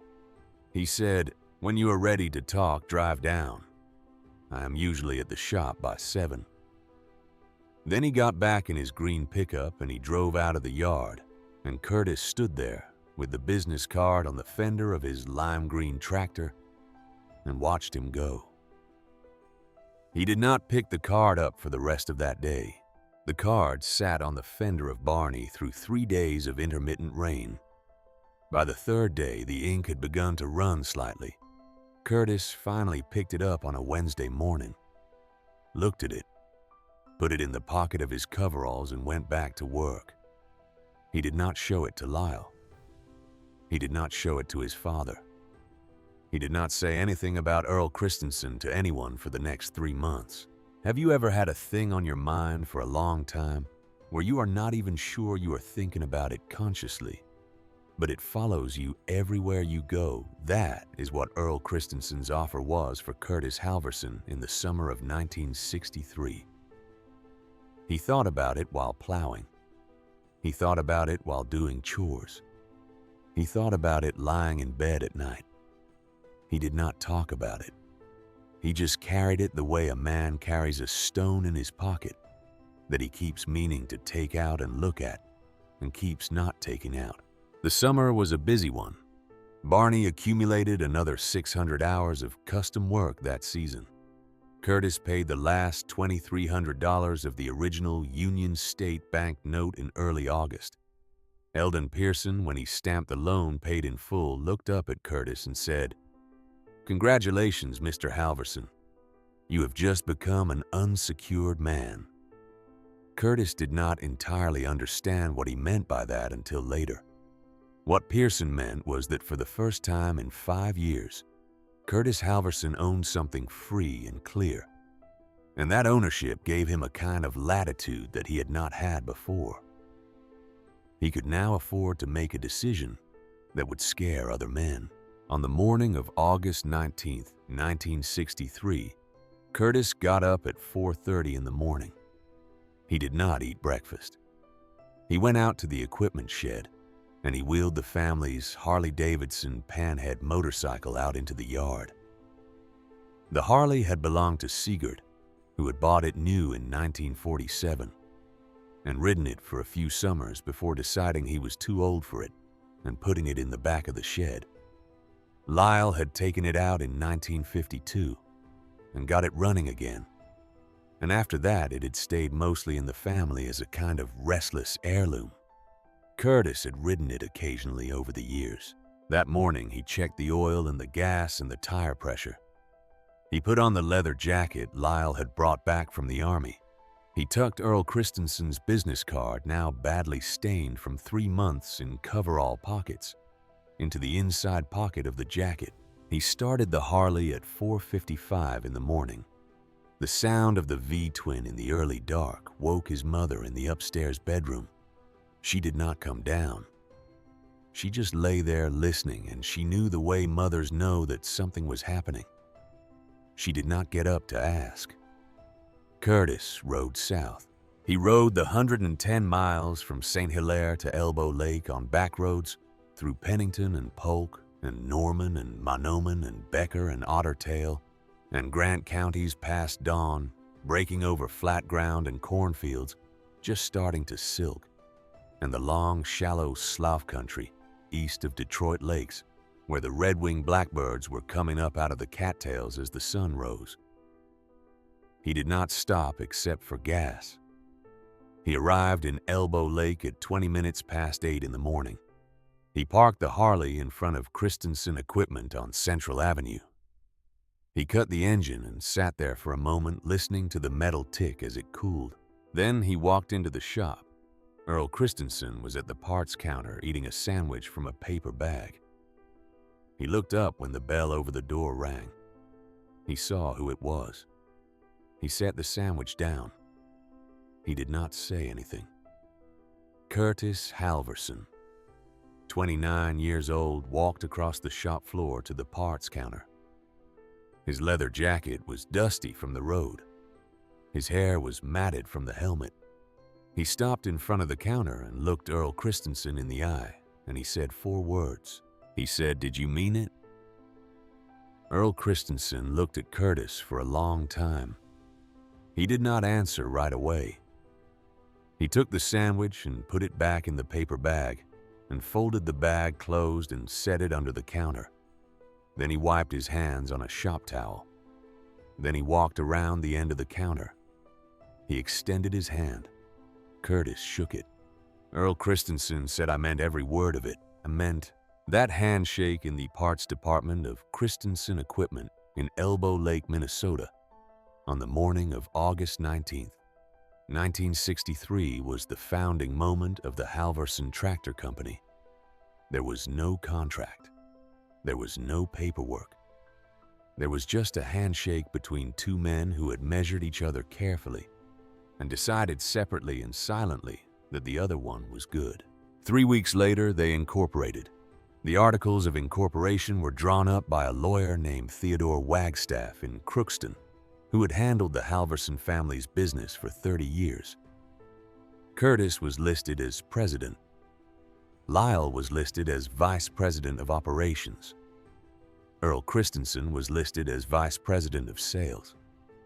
Sigurd, at 67 years old, was offered a position on the board of directors and refused it on the grounds that he was a farmer and not a businessman, but he agreed to lend his name as a founding witness on the incorporation papers. Eldon Pearson at the Union State Bank extended an initial line of credit of $40,000 on a signature loan, the same way he had handled the original $10,000 5 years earlier. He had read the room and he knew by then exactly what kind of credit he was extending. He was not extending it to a company. He was extending it to a young man. Production began in the converted dairy barn that fall. They hired 4 men in the first 6 weeks. 2 of them were welders Lyle had served with in the Army. One was a machinist named Olin Trigstad from Crookston, who had spent 12 years at the Bobcat plant in Gwinner before coming home to take care of his mother. The fourth was a parts clerk named Ruth Forsberg, who was 24 years old and the only woman the company would employ in any capacity for its first 18 months, and who would, by 1967, be running the entire purchasing operation. Curtis took her interview himself. Earl Christensen had recommended her. Curtis hired her on the spot when she pulled out a notebook in the interview that already contained sourcing notes for hydraulic fittings she had researched the night before. The first production tractor came off the line in November of 1963. It was the Halvorsen Model 1900, named for the year the Halvorsen ground had first been broken. It was based directly on Barney with refinements that Curtis had been working on for 2 years. New manufactured planetary axles instead of salvaged Caterpillar units. A Detroit Diesel 671 purchased new from the factory in Detroit, not pulled from an ore hauler. A custom-designed articulation joint with a tapered roller bearing that was Curtis's own engineering machine by Olin Trigstad on a lathe Earl Christensen had bought, used from a closed machine shop in Fergus Falls. The Model 1900 sold for $14,500 retail, which was significantly less than the Wagner FWD, and it was a better tractor. They sold 8 of them in 1963, 22 in 1964, 47 in 1965, 63 in 1966, 81 in 1967. By the end of 1968, Halvorsen Tractor had sold a total of 172 machines into farms across Minnesota, North Dakota, South Dakota, Manitoba, Saskatchewan, eastern Montana, and northwestern Iowa. They had a 6-month waiting list. They had outgrown the dairy barn in 1965 and rented a small fabrication shop in St. Hilaire. They had outgrown that in 1967 and built a 40,000 square foot manufacturing facility on the east edge of town. They had 37 employees by the spring of 1969, and in the back of the equipment shed at the original Halvorsen farm, Sigurd Halvorsen, now 73 years old, still came out every morning at 6 o'clock and fired up his coal forge from the 1890s. He had stopped making adapter rings for production tractors in 1965 because the company had moved to manufactured parts, but the company kept paying him every 2 weeks on the same payroll as everyone else because he was the smith who had made the part that started everything. He came in. He worked on small repair jobs. He sharpened plowshares for neighbors. He kept the forge alive. Curtis came out one Saturday morning in the spring of 1969 and stood in the doorway watching his father work, and he understood in the way a son sometimes does that Sigurd was not coming to the forge anymore because the company needed him. Sigurd was coming to the forge because he needed it. The work was the man, and the man was the work. To take it away would be to take everything away. Curtis did not say anything. He just stood in the doorway for a few minutes. Sigurd looked up once, met his eyes, gave the smallest possible nod, and went back to the steel. Have you ever watched a parent get older while you were getting older and felt the ground shift slightly under your feet? That was what Curtis felt that Saturday morning.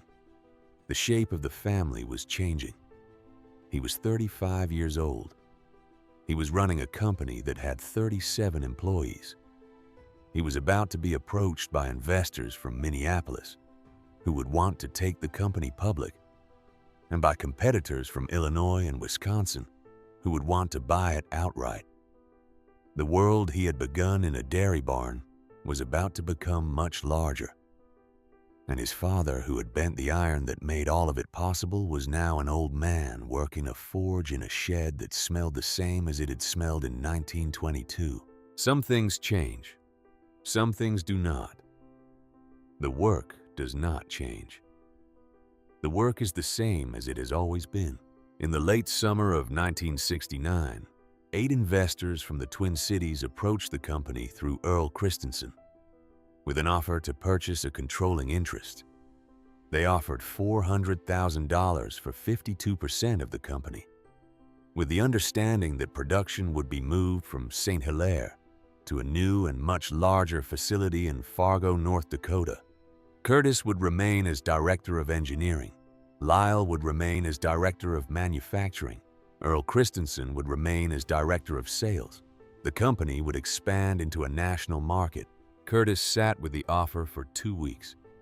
He talked to Lyle. He talked to Earl. He drove to Crookston and talked to Theodore Wagstaff, the lawyer who reviewed the terms in detail and pronounced them fair. He drove out to the original Halvorsen farm one Sunday afternoon, and he sat with his father on the porch, and he told him the whole thing. Sigurd listened in silence. When Curtis was done, Sigurd looked out across the yard at the equipment shed where the forge sat, and he said in a voice that was very tired and very calm. He said, "You know what? You are going to do." Curtis said, "I think so." Sigurd said, "Then do it, and do not look back." Curtis signed the papers in the second week of October, 1969. Production at St. Hilaire wound down over the winter. In the third week of January 1970, ground was broken for the new plant in Fargo. By spring, the first machines were rolling off the new line.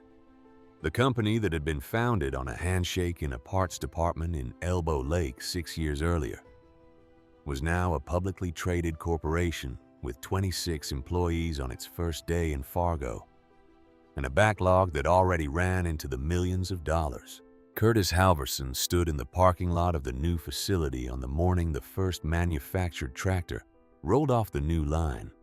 He looked east across the Red River toward Minnesota, toward the original farm where his father was probably feeding hogs that very minute. And he understood with absolute clarity that his father had been right about everything that mattered. The work was the work. The shape it took did not change what it was. He was 36 years old, and he had not lost his way, and he had not lost his father, and he had not lost the company.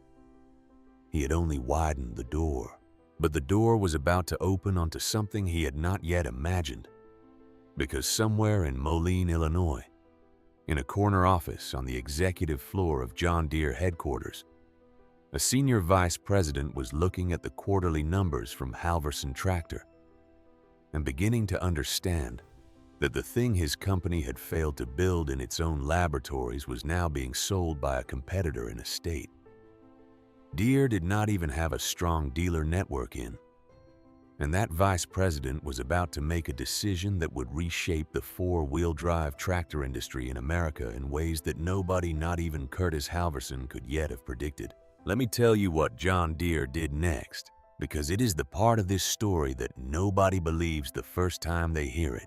In the spring of 1969, while Curtis Halvorsen was finalizing the investor agreement that would move production from St. Hilaire to Fargo, the executive committee of Deere and Company in Moline, Illinois, held a series of closed-door meetings about the four-wheel drive tractor problem. The meetings were not minuted. The decisions made in those rooms were considered too sensitive for paper. But the outcome of those meetings would be visible at every John Deere dealership in America within 18 months. and it would tell you everything you needed to know about how badly the largest agricultural manufacturer in the world had been beaten by a kid from a barn. The 8010 had failed in 1961. The follow-up project, the 8020, had limped through 3 years of redesign and had finally been released in 1964, with somewhat better field reliability, but with sales numbers that were by Deere's own internal benchmarks an embarrassment. The 8020 sold in the low hundreds of units per year nationwide. Halvorsen Tractor in 1968 alone had sold 81 machines into a single regional territory. Wagner FWD out of Portland, Oregon, was selling its competing model into a wider territory and outselling Deere 2-to-1 in the segment. Versatile, a Canadian competitor that had begun production in Winnipeg in 1966, was beginning to take orders from American dealers across the northern tier. Deere had 4,000 engineers' patents going back to 1837 and the largest manufacturing footprint in the industry, and they were losing the four-wheel drive segment to 3 companies that, taken together, had less than 300 employees. The executive committee made a decision in May of 1969 that would have been unthinkable 5 years earlier. They decided to buy the tractors from a competitor. This is what they did. They opened negotiations with Wagner FWD in Portland. The Wagner family, which still owned the company, was running a small operation. They had built 30 tractors in their best year. They did not have a national distribution network. They did not have the marketing apparatus to push the product into farms outside the Pacific Northwest. They were, in the language of business, undercapitalized for the market they were sitting on. Deere offered them a deal that looked on the surface like a gift. Deere would purchase the 2 best Wagner models, the WA14 and the WA17, in volume. Deere would paint them John Deere green, attach the leaping deer emblem to the hood, and distribute them through the Deere dealer network nationwide as the John Deere WA14 and WA17. Wagner would gain overnight access to a sales channel they could never have built on their own. Deere would gain overnight a competitive 4-wheel drive product to put alongside their failing 8020.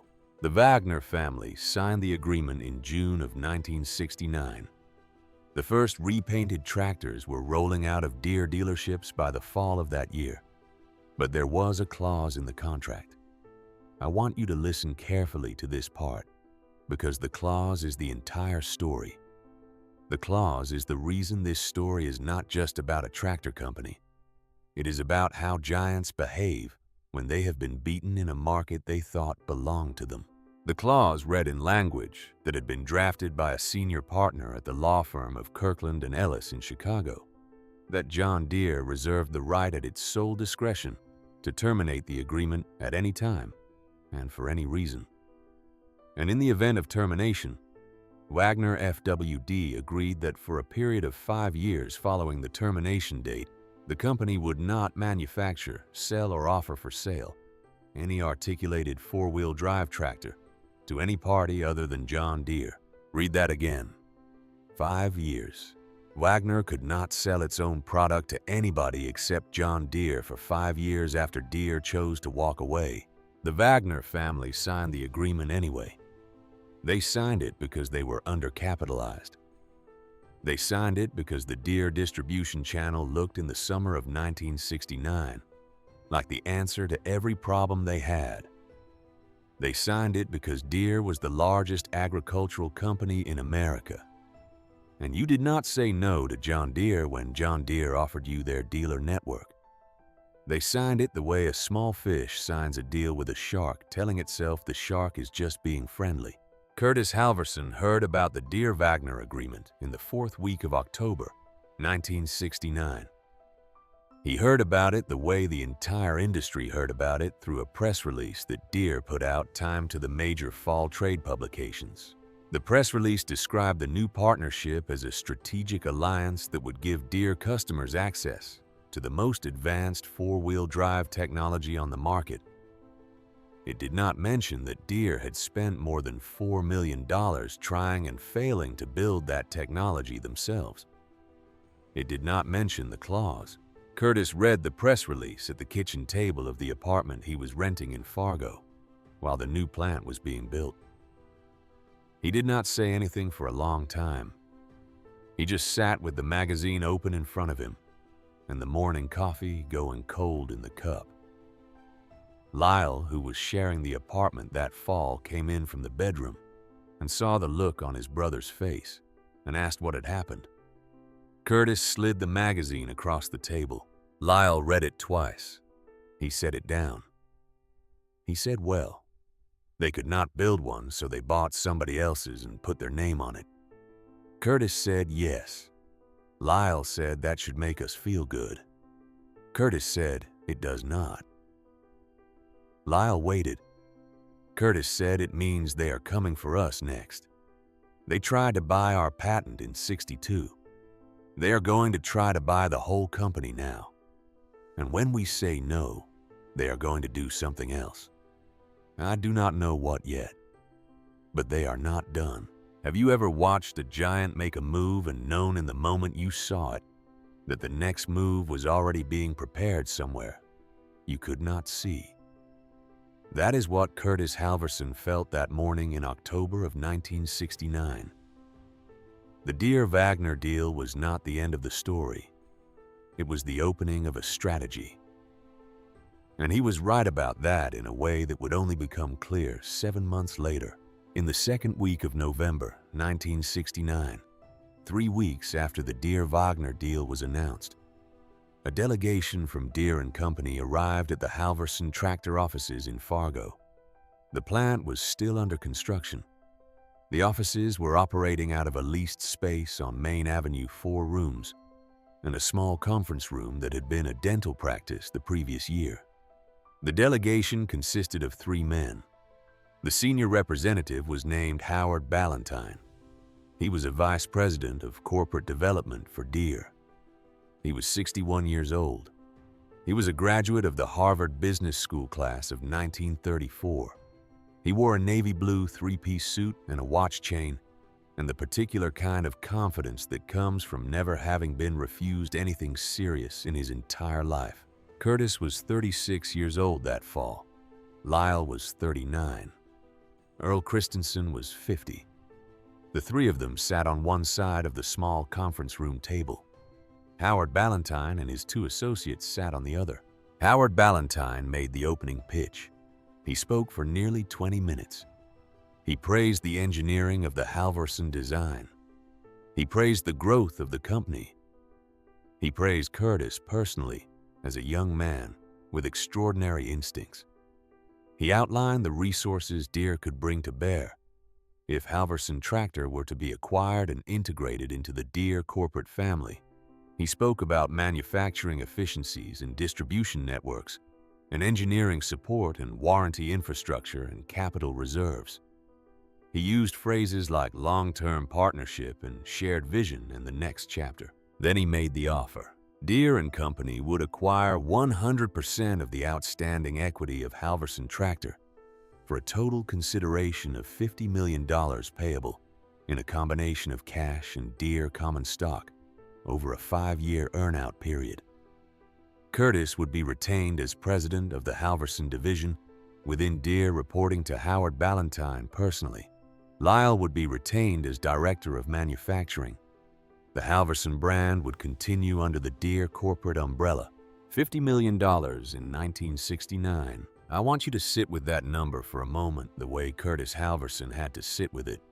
$50 million in 1969 was the equivalent of approximately $400 million today. It was generational money. It was the kind of money that ended the question of whether your grandchildren would ever have to work for a living. It was, by any reasonable measure, the largest amount of money that had ever been offered to a farm boy from Pennington County, Minnesota, in the history of the upper Midwest. Curtis Halvorsen listened to the entire offer without interrupting. He did not look at Lyle. He did not look at Earl. He looked at Howard Ballantyne, and he kept his hands flat on the conference room table and he listened. When Howard Ballantyne finished, there was a long silence. The November light came through the conference room window at a low angle. Somewhere down on Main Avenue, a truck was backing up and making the beeping noise that trucks make. Curtis spoke. His voice was perfectly level. He had been thinking about this answer in some form since he was 24 years old. He said, "Mr. Ballantyne, I appreciate your coming all the way from Moline. I appreciate the offer. I'm going to give you my answer now. And I'm going to give it to you in 7 words because I think we all know each other's positions clearly enough that we do not need to belabor this." He paused. He said, "We do not sell to our competition." The silence in the room changed character. Howard Ballantyne's face did something subtle, a small tightening at the corner of the mouth, that Curtis would remember later. The two associates glanced at each other.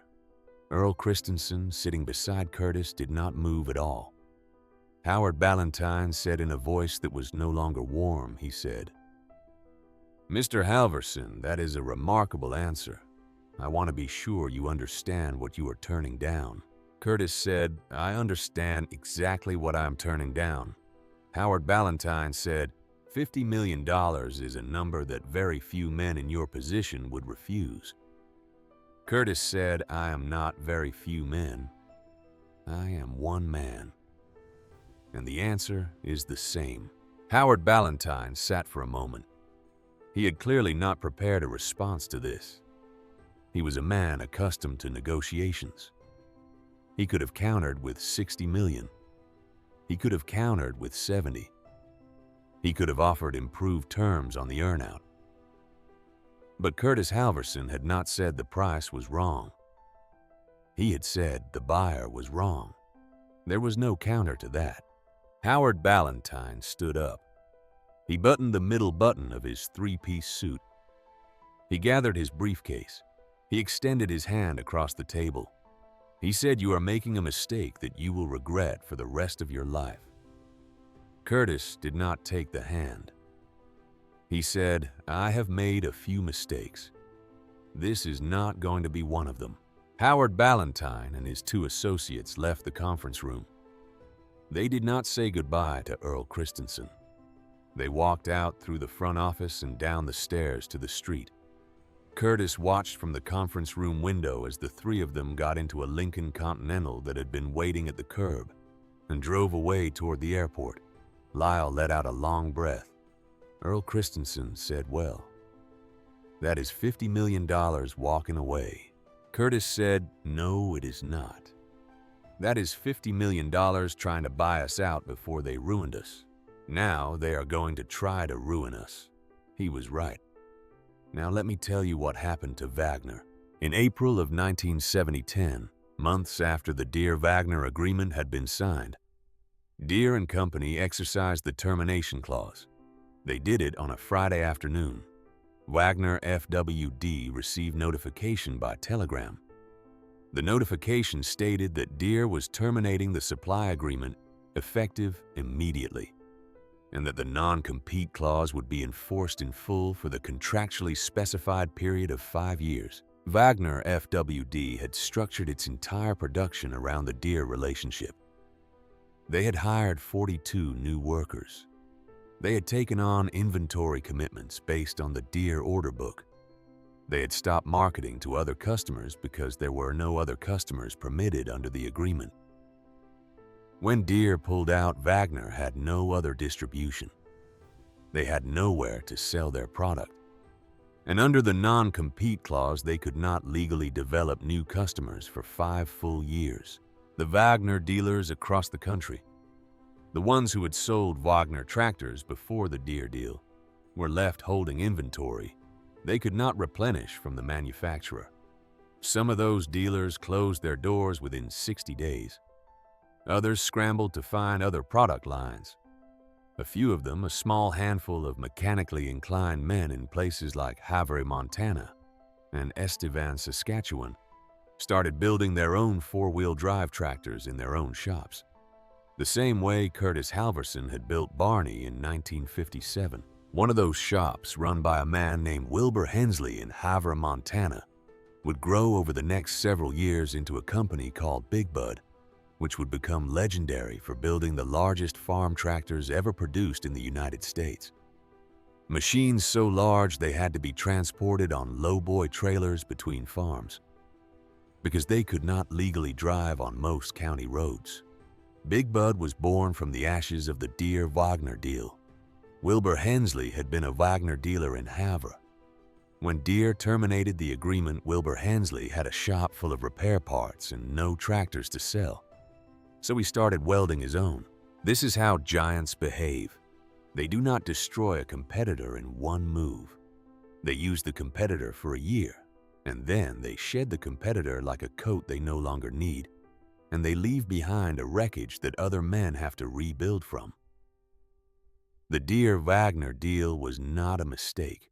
It was not an oversight. It was a strategy. Deere had purchased a year of competitive product and had in the process eliminated their second largest competitor in the four-wheel drive segment. That was the actual point of the agreement. The product was incidental. Curtis Halvorsen understood all of this when the news of the Wagner termination reached him in April of 1970. He read the trade reports in the Fargo office. He set them down. He walked to the window. He stood there for a long time. Earl Christensen came in, found him standing there, and asked what was wrong. Curtis said they did to Wagner what they would have done to us. Earl said yes. Curtis said that is why they offered $50 million. Earl said yes. Curtis turned around. There was something in his face Earl had not seen there before. It was not anger. It was a kind of cold clarity. It was the face of a man who has just understood with absolute certainty what he is up against. Curtis said we are going to have to be careful for the rest of our lives. He was right about that too. In the second week of May, 1973, weeks after the Wagner termination, International Harvester sent a representative to the Fargo office. International Harvester was the second largest agricultural manufacturer in the United States. They had been watching the Halvorsen growth carefully. They had watched Deere try to acquire the company and fail. They had watched Wagner go into the trap.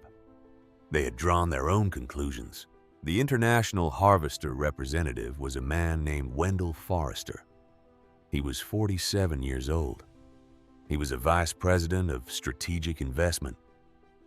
He arrived alone in a rental car from the airport, wearing a charcoal gray suit that was less expensive than Howard Ballantyne's had been, but better tailored.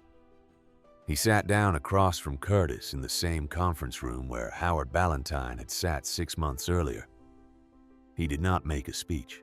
He said, "Mr. Halvorsen, I am not here to buy your company. International Harvester does not want to own Halvorsen Tractor. We want to invest in it. We are prepared to offer you $4.8 million for a 30% equity stake. The investment is passive. We get a board seat. We do not get operational control. We do not get product control. We do not get the right to dictate dealer relationships. We do not get the right to acquire additional shares for a period of 10 years. The terms are designed to be exactly what we say they are, which is a financial investment in a company we believe is going to grow significantly over the next decade." Curtis listened. When Wendell Forrester was done, Curtis said, "Why?" Wendell Forrester said, "Why what?"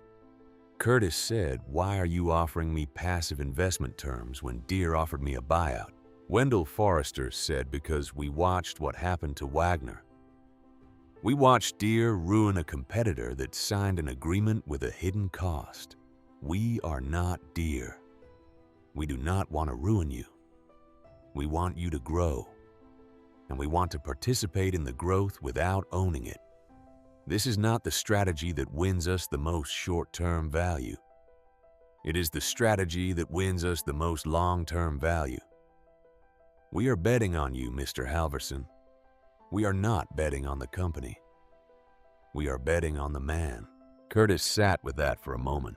Have you ever been offered a deal that was good in a way you did not expect and felt your guard come up automatically because every deal you had ever been offered before had been good in a way that hid something? Curtis felt that exact reaction. He had spent a year defending himself against Deere.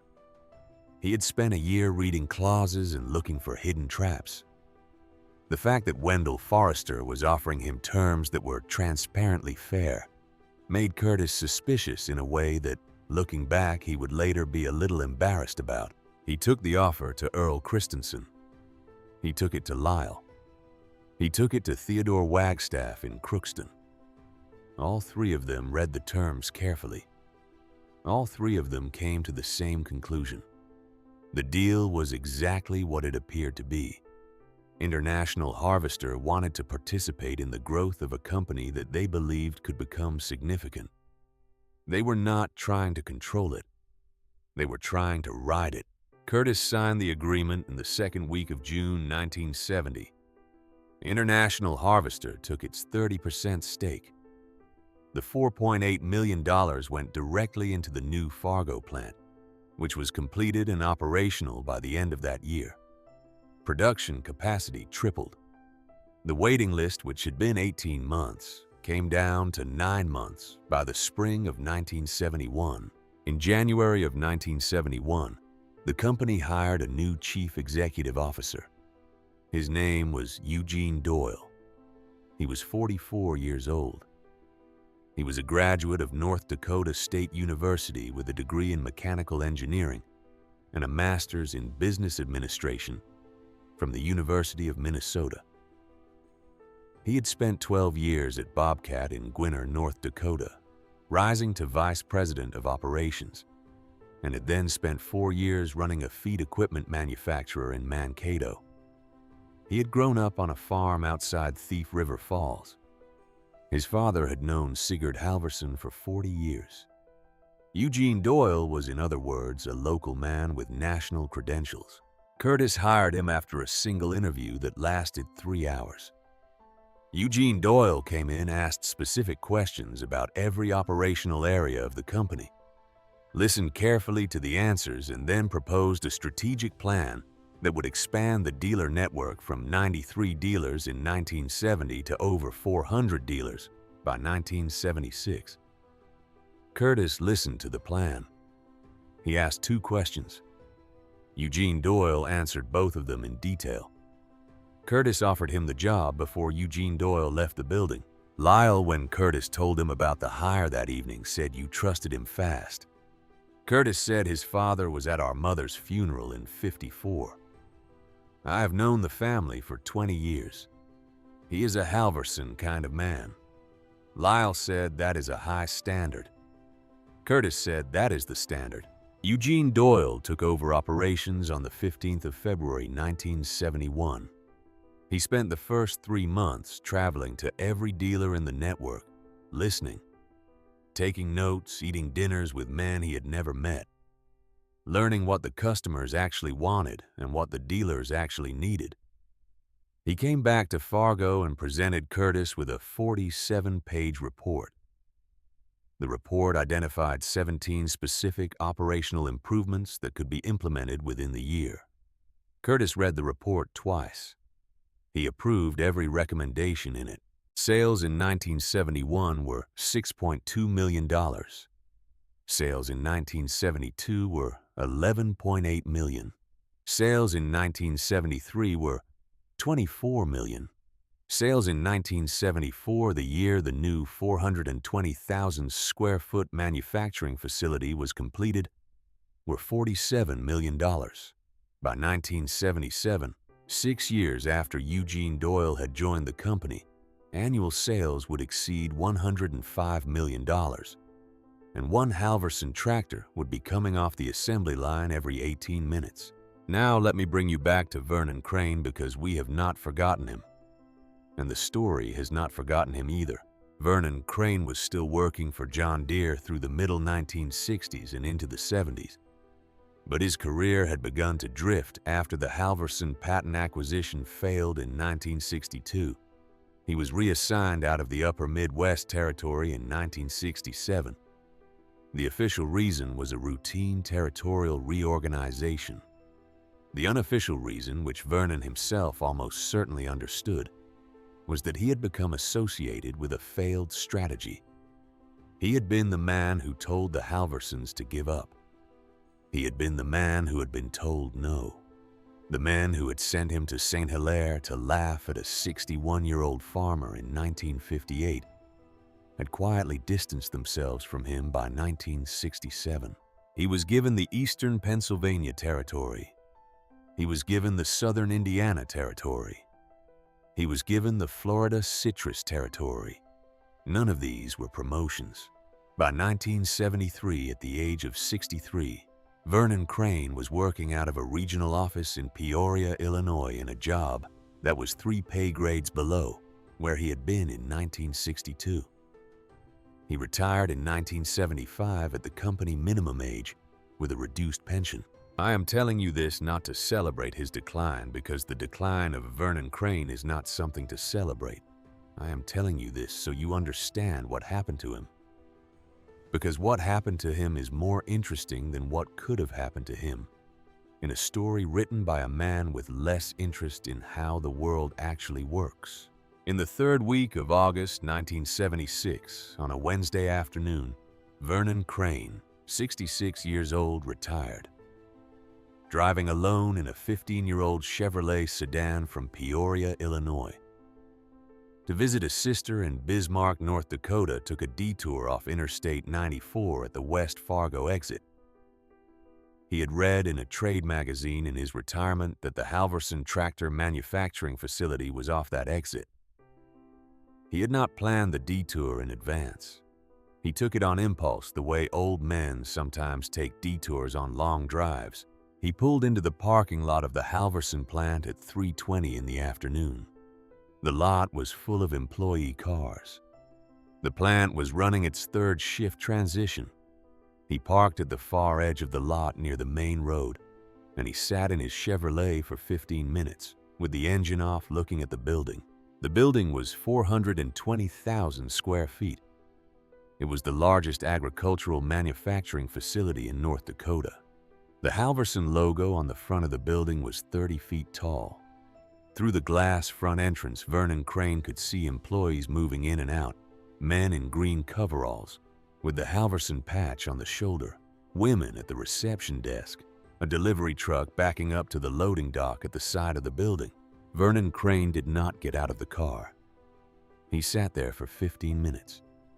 He did not cry. He did not make any sound at all. He just looked at the building. After 15 minutes, he started the Chevrolet and he drove out of the parking lot, and he got back on the interstate, and he continued his drive to Bismarck. He did not tell his sister about the detour when he arrived. He did not tell his wife about it when he got home. He never mentioned it to anyone as far as anybody knew for the rest of his life. He died in 1984 at the age of 74, of complications from a stroke. His obituary in the Peoria Journal-Star ran to 11 lines. It mentioned his 39 years with John Deere. It did not mention St. Hilaire or the Lutheran Fellowship Hall or the laughter or the $50,000 offer that had been refused or the parking lot in West Fargo on a Wednesday afternoon in August. Curtis Halvorsen did not know about the visit. He never knew about it. He was at his desk on the 2nd floor of the corporate office that afternoon, working on a budget projection for the next fiscal year.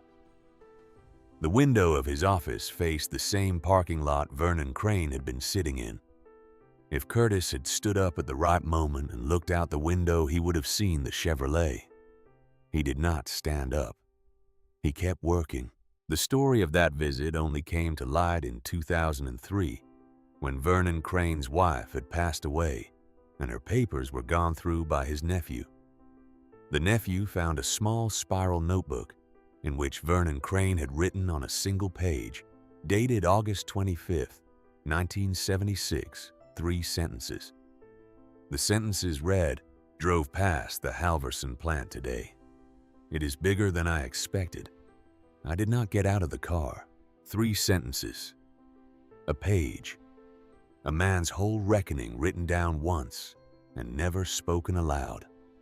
That is how this part of the story ends for Vernon Crain. Not with humiliation, not with apology, not with the satisfaction of seeing a defeated rival kneel. Just with 3 sentences in a notebook in a drawer in an Illinois house, and a man who got back on the interstate and continued his drive. I tell you that detail because the story would not be true without it.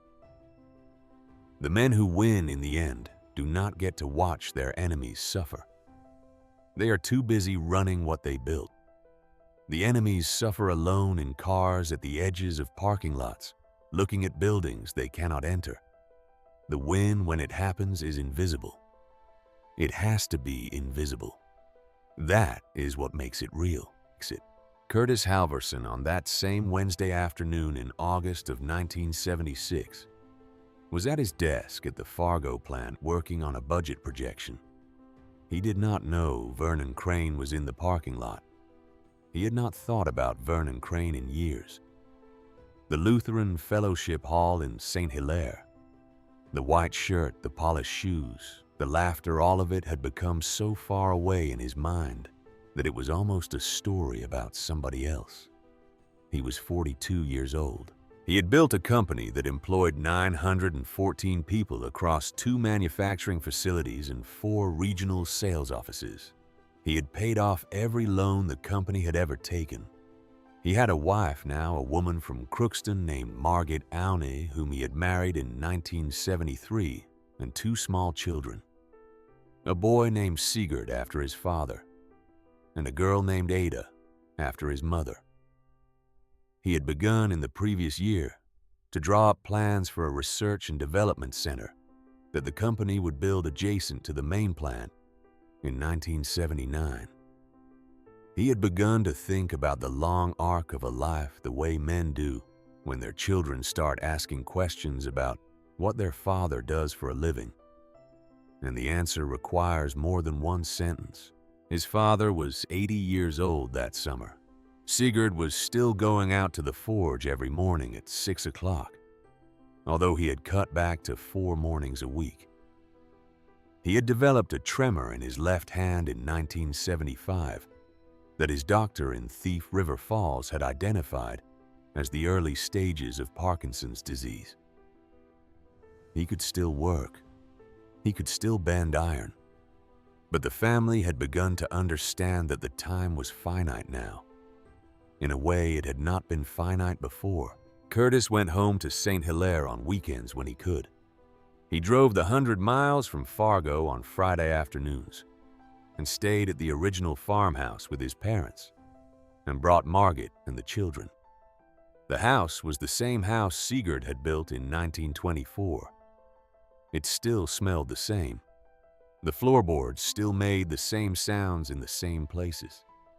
Ada Halvorsen, 76 years old, still cooked the same Sunday dinner she had cooked for 50 years. On a Sunday afternoon in October of 1976, Curtis stood in the doorway of the equipment shed and watched his father work the forge for what would turn out to be one of the last times. Sigurd was bending a piece of half-inch round stock for a neighbor's gate latch. The tremor in his left hand was visible. He was working through it. The hammer rose and fell on the anvil, and the steel turned cherry red, and the smell of coal smoke and burning iron came out the open door of the shed and across the yard to where Curtis was standing. Sigurd looked up. He saw his son. He did not stop working. He gave the small nod he had given Curtis 1,000 times across 42 years of life. Curtis nodded back. Neither of them said anything. That is the kind of conversation Halvorsen men had. That is the kind of conversation that says everything that needs to be said. The future was coming. The plant in Fargo was about to be hit by something Curtis Halvorsen had not yet seen coming, something that would test the company in a way that not even the standoff with John Deere had tested it. The agricultural economy of the United States was about to enter a period of crisis that would by the middle of the 1980s destroy more family farms than any single event since the Dust Bowl. Halvorsen Tractor would have to navigate that crisis. The decisions Curtis would make over the next decade would determine whether the company that had begun in a barn in 1957 would survive into a fourth and fifth decade, or whether it would end the way so many proud American manufacturing companies ended in those years. But that was the future. That Sunday afternoon in October of 1976, Curtis Halvorsen stood in the doorway of his father's equipment shed and watched a man whose hand he had once seen shape a piece of iron that was still inside a tractor at a museum and that would still be there in 50 years. And he understood in the quiet way these things are understood that everything he had built was an extension of that hand, and that the hand was getting older, and that there were not many more afternoons like this one left. He would remember it later. He would remember it for the rest of his life. Some doors you widen. Some doors widen on their own, and there is nothing you can do about that one. The barn had a door he had cut himself with a saw. His father's life had a door he could not cut. He could only stand in the doorway and watch, and so he stood there. The hammer rose. The hammer fell. The cherry red iron took the shape his father wanted it to take. And the long October afternoon went on around them, and the work continued. And the smell of the forge came out across the yard. And somewhere in Fargo, North Dakota, a new tractor was rolling off the line every 18 minutes with the name Halvorsen on the hood, and the Detroit diesel rumbling under it. And the door that had been too small in the spring of 1958, was wider now than anyone in Pennington County could ever have imagined. The agricultural crisis of the 1980s did not arrive all at once. It arrived in pieces the way a long winter arrives in pieces. And by the time you understand what kind of season you are in, it is already too late to prepare for it. Curtis Halvorsen was 47 years old when the first signs came, and he was 49 when he understood what they meant. And he was 52 when he had to make the hardest decision of his life. The first sign came in the form of interest rates. Paul Volcker, the chairman of the Federal Reserve, raised the prime rate to 20.5% by the spring of 1980 in an attempt to break the back of the inflation that had been running through the American economy since the oil shocks of the 70s. 20.5% was a number that had not been seen in this country since the Civil War. For farmers who borrow against their land every spring to plant their crops and pay it back in the fall when the harvest comes, in 20%, interest was a death sentence. Land values, which had been climbing through the late 70s as farmers leveraged equity into expansion, peaked in 1981 and began to fall. They fell 10% in 1982. They fell another 15% in 1983. By the spring of 1984, farmland in the upper Midwest was worth half of what it had been worth 3 years earlier, and farmers who had borrowed against the higher valuations could not refinance, could not cover their operating notes, and could not sell their land for what they owed against it. Halvorsen Tractor sold its machines to those farmers. Sales in 1980 had been $134 million. Sales in 1981 were $122 million. Sales in 1982 were $87 million. Sales in 1983 were $51 million. Sales in 1984 were $34 million. The company had laid off 270 employees by the end of 1983. They laid off another 310 in 1984. The plant in Fargo, which had been running 3 shifts in 1979, was down to 1 shift by the spring of 1985. Eugene Doyle came into Curtis's office on the 2nd floor of the corporate building on a Tuesday morning in March of 1986. He was 60 years old. He had been with the company for 15 years. He was the man who had grown the business from $2 million to over $100 million. And he was the man who now sat across from Curtis Halvorsen and laid out in his careful engineer's voice the financial position of Halvorsen Tractor in the spring of 1986. The company had $81 million in long-term debt. It had a current ratio of 0.4. It had operating losses of $16 million in the previous fiscal year. It had a backlog that would not cover 3 months of current operations. The auditors at Arthur Andersen had indicated in a private conversation with Eugene Doyle the previous week that the going concern qualification on the current year's financial statements was now a serious possibility. Eugene Doyle said, "Curtis, we have to file Chapter 11. Not next year. Now." Curtis sat at his desk and listened. He did not interrupt. He did not argue. He had known for nearly 6 months that this conversation was coming. When Eugene Doyle was done, Curtis said, "What does Chapter 11 look like for us?" Eugene Doyle said, "It looks like a court-supervised reorganization. It looks like we keep operating. It looks like the bondholders take a haircut. It looks like the equity gets wiped out. It looks like we either find a buyer for the assets or we emerge as a smaller company in 18 to 24 months. Curtis said the equity gets wiped out. Eugene Doyle said yes, including yours. Curtis sat with that for a long moment. He had built the company over 29 years. He owned by that point just under 14% of the outstanding equity. The rest was held by International Harvester by the original 8 Twin Cities investors and their successors by Eugene Doyle and Lyle and Earl Christensen, and by a public float that had been issued in 1978 when the company had gone public on the American Stock Exchange. 14% of Halvorsen Tractor at its peak had been worth approximately $23 million. By March of 1986, it was worth approximately $800,000 on paper, and it would be worth $0 by the time Chapter 11 was approved by the court. Curtis nodded slowly. He said, "File the petition."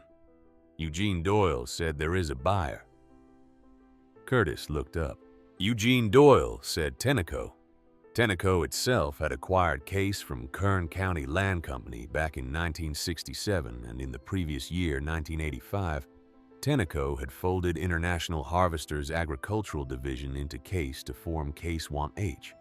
So when Tenneco buys Halvorsen out of bankruptcy, the line gets folded into Case YH. They have made a preliminary offer of $42 million for the manufacturing assets, the dealer agreements, and the brand. The brand stays. The line continues. The Fargo plant continues. The employees keep their jobs. Curtis said all of that. Eugene Doyle said most of them. They will reduce the corporate headcount in Fargo. The plant operations stay intact. Curtis said, "What do they want from us?" Eugene Doyle said they want you and Lyle to stay on for a transition period. 18 months. They want Earl Christensen to stay on as a sales consultant for 2 years. After that, they take over completely. Curtis sat for a long time. He looked out the window of his office, the same window through which Vernon Crain had once been visible in a parking lot on a Wednesday afternoon 10 years earlier. The parking lot was emptier now. Half the employee cars were gone. The plant was operating at 1/3 of its capacity. The thing he had built was visibly contracting in front of him day by day, and the only honest thing he could do was to sign the papers that would let it continue under another name. He turned back to Eugene Doyle. He said, "The brand stays." Eugene Doyle said yes. Curtis said, "The plant stays." Eugene Doyle said yes. Curtis said, "Then we sign it." He stood up. He walked around the desk. He shook Eugene Doyle's hand, which was the first time he had shaken Eugene Doyle's hand outside of a formal occasion in 15 years, and he said, "You have done everything anyone could do." Eugene Doyle said, "I am sorry it ended this way." Curtis said it has not ended. He was right about that in a way that would only become clear over the next 4 decades. Halvorsen Tractor filed for Chapter 11 protection in the United States Bankruptcy Court for the District of North Dakota on the 3rd of April, 1986. Tenneco's offer was approved by the court in November of the same year. The assets were transferred. The brand was preserved. The Fargo plant continued operations under Case 1H, and the Halvorsen line continued to be manufactured with the same logo on the hood, with the same articulated frame design Curtis had drawn on butcher paper. At 24 years old, with continuous production from the same building that had been built in 1974. Today, the Fargo plant still produces tractors. They are sold under the Case IH brand. They carry serial numbers that trace back in unbroken sequence to the first production tractor that came off the original assembly line in St. Hilaire, Minnesota in November of 1963. The factory has been 63. The factory has been expanded. The product line has evolved. But the lineage is continuous. And inside the executive offices of the building hanging on the wall of the conference room where production planning meetings are held, there is a framed black and white photograph from 1958 showing 3 men standing in front of a lime green tractor in a Minnesota farmyard. The caption underneath the photograph reads, "Sigurd Curtis and Hilaire Halvorsen, March 6, 1958. The day Barney first ran." Curtis stayed on for the 18-month transition period. He turned the keys over to the new management on the 1st of October, 1987. He was 54 years old. He went home to St. Hilaire that afternoon, and he did not return to the Fargo plant for 32 years. He found that he could not. The thing he had built had passed into other hands, and he understood in the way men understand these things that the only honest way to let it go was to actually let it go. His father was 92 years old that fall. Sigurd had been in declining health since 1984, when the Parkinsons had taken his ability to hold a hammer. The forge had not been fired since the spring of 1985. Sigurd lived in the original farmhouse with Ada, who was 87 herself, and a daughter-in-law from Lyle's family who came in 3 days a week to help with the housework. Sigurd spent most of his days in a chair by the front window looking out at the yard, where the equipment shed still stood, and where the original Barney had been parked under a canvas tarp since 1975. Curtis came home in the 3rd week of October, 1987. He had not been home for more than a weekend in 2 years. His father was thinner than he remembered. His mother moved more slowly. The house smelled the same. The floorboards made the same sounds. He sat with his father in the front room for a long time on his first afternoon home. They did not talk much. Sigurd's voice had become quieter as the Parkinsons had progressed, and he tired easily. But he was clear in his mind, and he watched his son with the same pale eyes Curtis had known his entire life. After a while, Sigurd said in a voice that was very small and very calm, he said, "The company is gone." Curtis said, "The company has new owners." Sigurd said, "That is what I said." Curtis did not argue. Sigurd said, "Are you all right?" Curtis sat with that question for a long moment. Nobody had asked him that in 2 years, not in those words, not in that voice. Eugene Doyle had not asked him. Lyle had not asked him. Margaret had not asked him in this way. His father, 92 years old, had asked him the question in 3 words. Curtis said, "I do not know yet." Sigurd nodded. He said, "That is honest." He looked out the window for a while. Curtis followed his gaze. He could see the equipment shed across the yard. He could see the canvas tarp covering Barney. The tractor had not been moved in 12 years. Lyle had brought it down from a storage building in Fargo in 1975 after the restoration and parked it in the original spot in the yard where it had first rolled out of the barn in March of 1958. The plan, never written down, but understood by everyone in the family, had been to leave it there until somebody figured out what to do with it. Sigurd said the door was too small. He widened it. Curtis turned to look at his father. Sigurd was smiling very faintly, the way he smiled when he was remembering something that pleased him.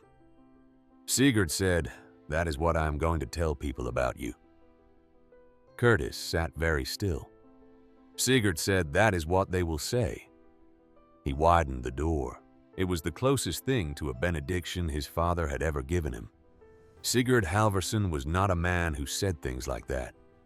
He had spent 92 years not saying things like that. Curtis felt something shift in his chest. A thing he could not have named, a thing that would not stay still long enough for him to look at directly. He did not say anything in response. He did not need to. His father reached over and put his hand on Curtis's hand very briefly, and the tremor that had been in that hand for 12 years was visible against Curtis's skin.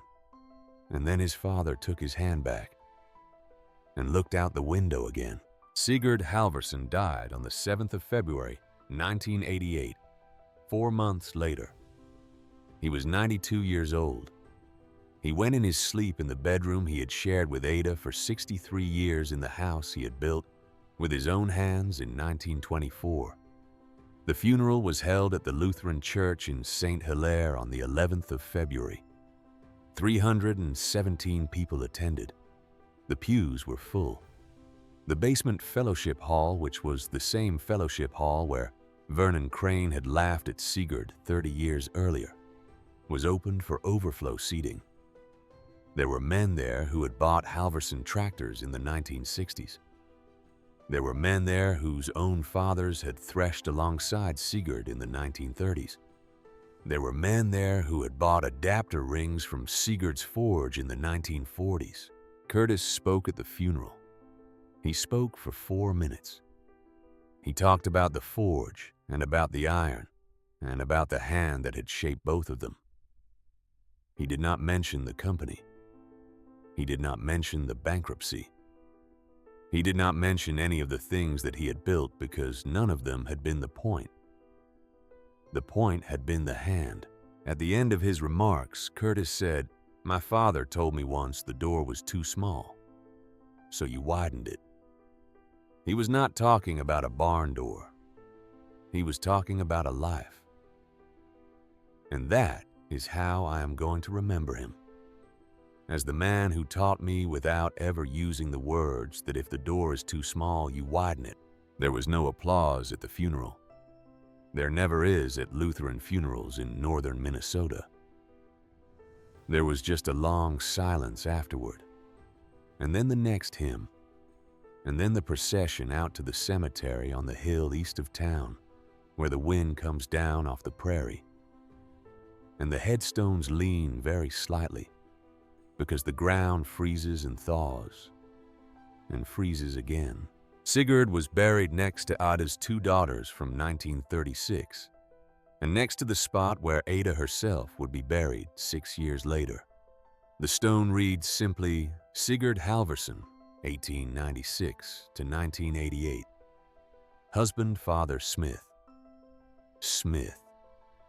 Just the one word at the end. That was Ada's choice. She made it without consulting anyone. Curtis did not know about it until he saw the stone for the first time. He stood in front of it for a long time. He understood looking at the word that his mother had also known what the point had been all along. Now let me bring you back to Barney, because that is the part of this story that is not finished.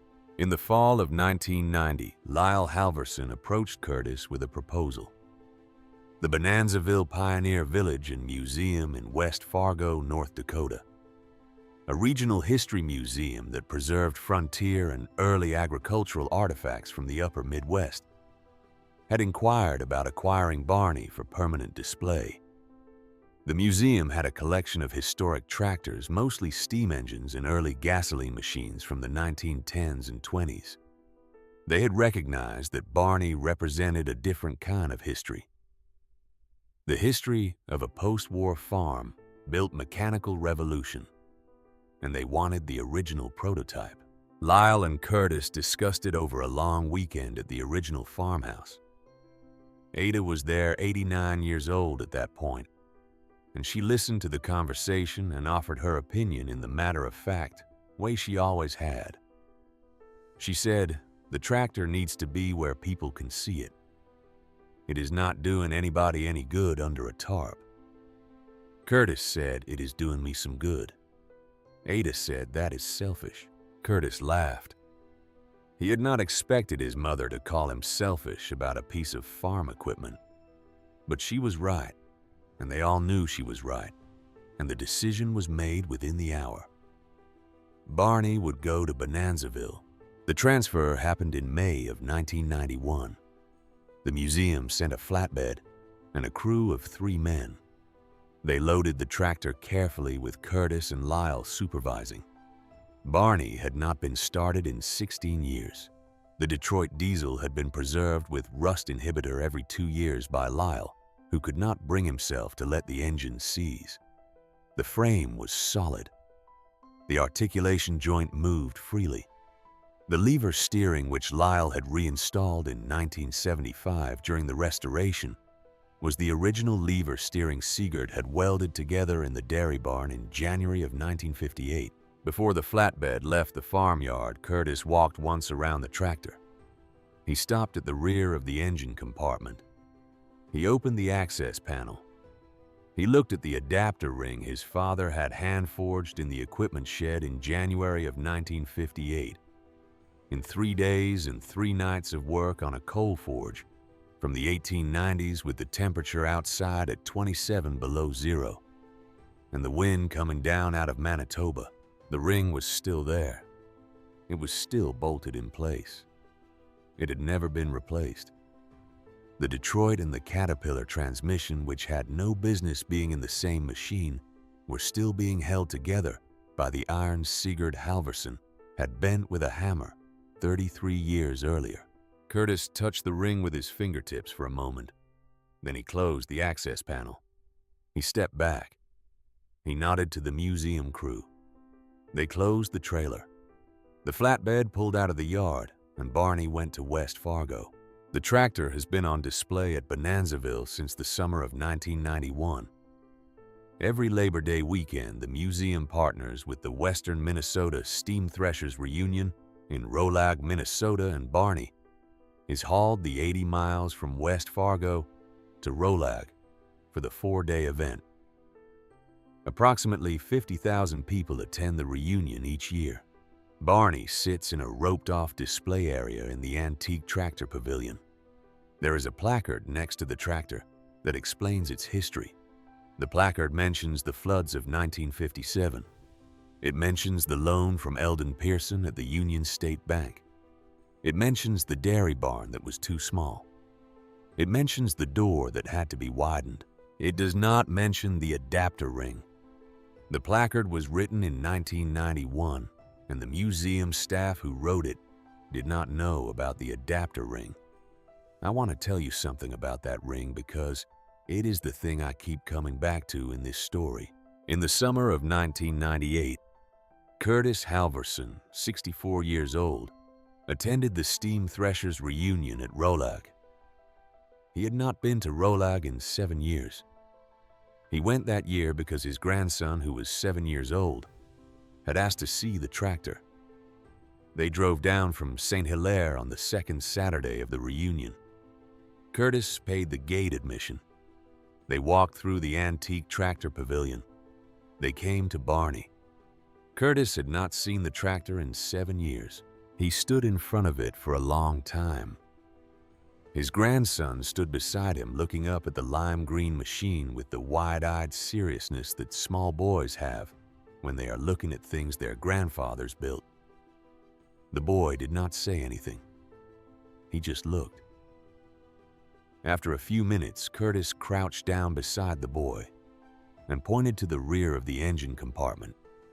He said, "Do you see that little metal ring just there behind the engine?" The boy nodded. Curtis said, "My father made that. He made it with a hammer in 3 days when the temperature outside was 27 degrees below zero. He made it without a pattern and without measurements and without any tools more sophisticated than what a man could hold in his hand. And the ring has been inside this tractor since 1958. And it has never failed and it has never been replaced." The boy thought about this for a moment. Then he said, "What is your father's name, Grandpa?"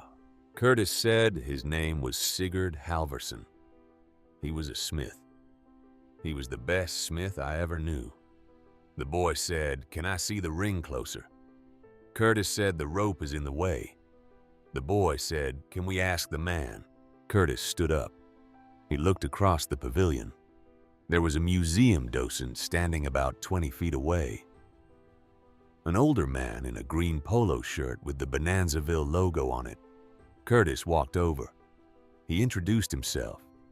He explained the situation. The docent's eyes widened slightly when he heard the name Halvorsen. He said, "You are Curtis Halvorsen." Curtis said yes. The docent said, "Please, please, of course." He unhooked the rope. Curtis lifted his grandson up to the side of the tractor. The boy reached out very carefully and put his small hand on the adapter ring. He held it there for a moment. He looked at his grandfather. Curtis said, "That ring is older than your father. That ring is older than I am as a young man. That ring will probably be there long after I am gone, and long after you are an old man. It is not going anywhere.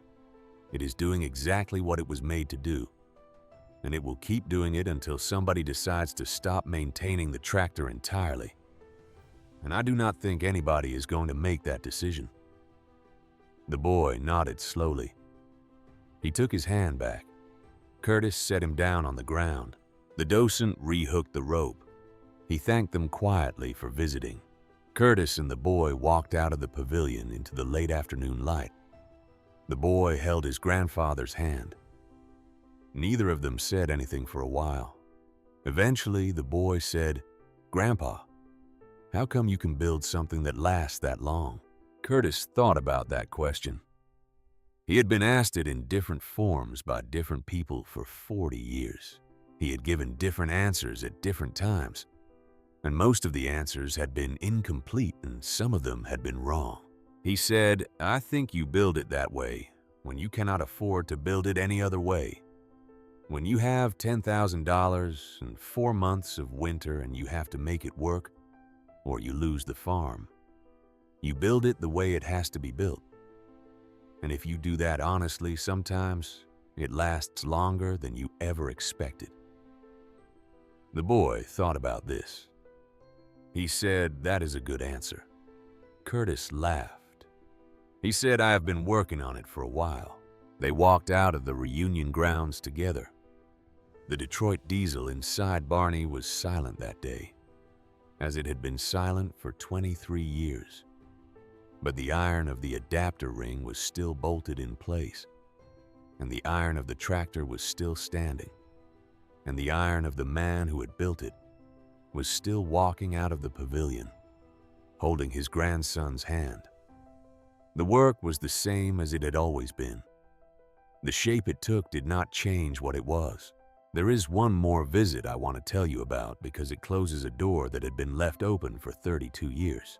In the spring of 2019, the Case IH leadership in Fargo invited Curtis Halvorsen to attend a small ceremony marking 60 years since the founding of the Halvorsen line. He was 85 years old.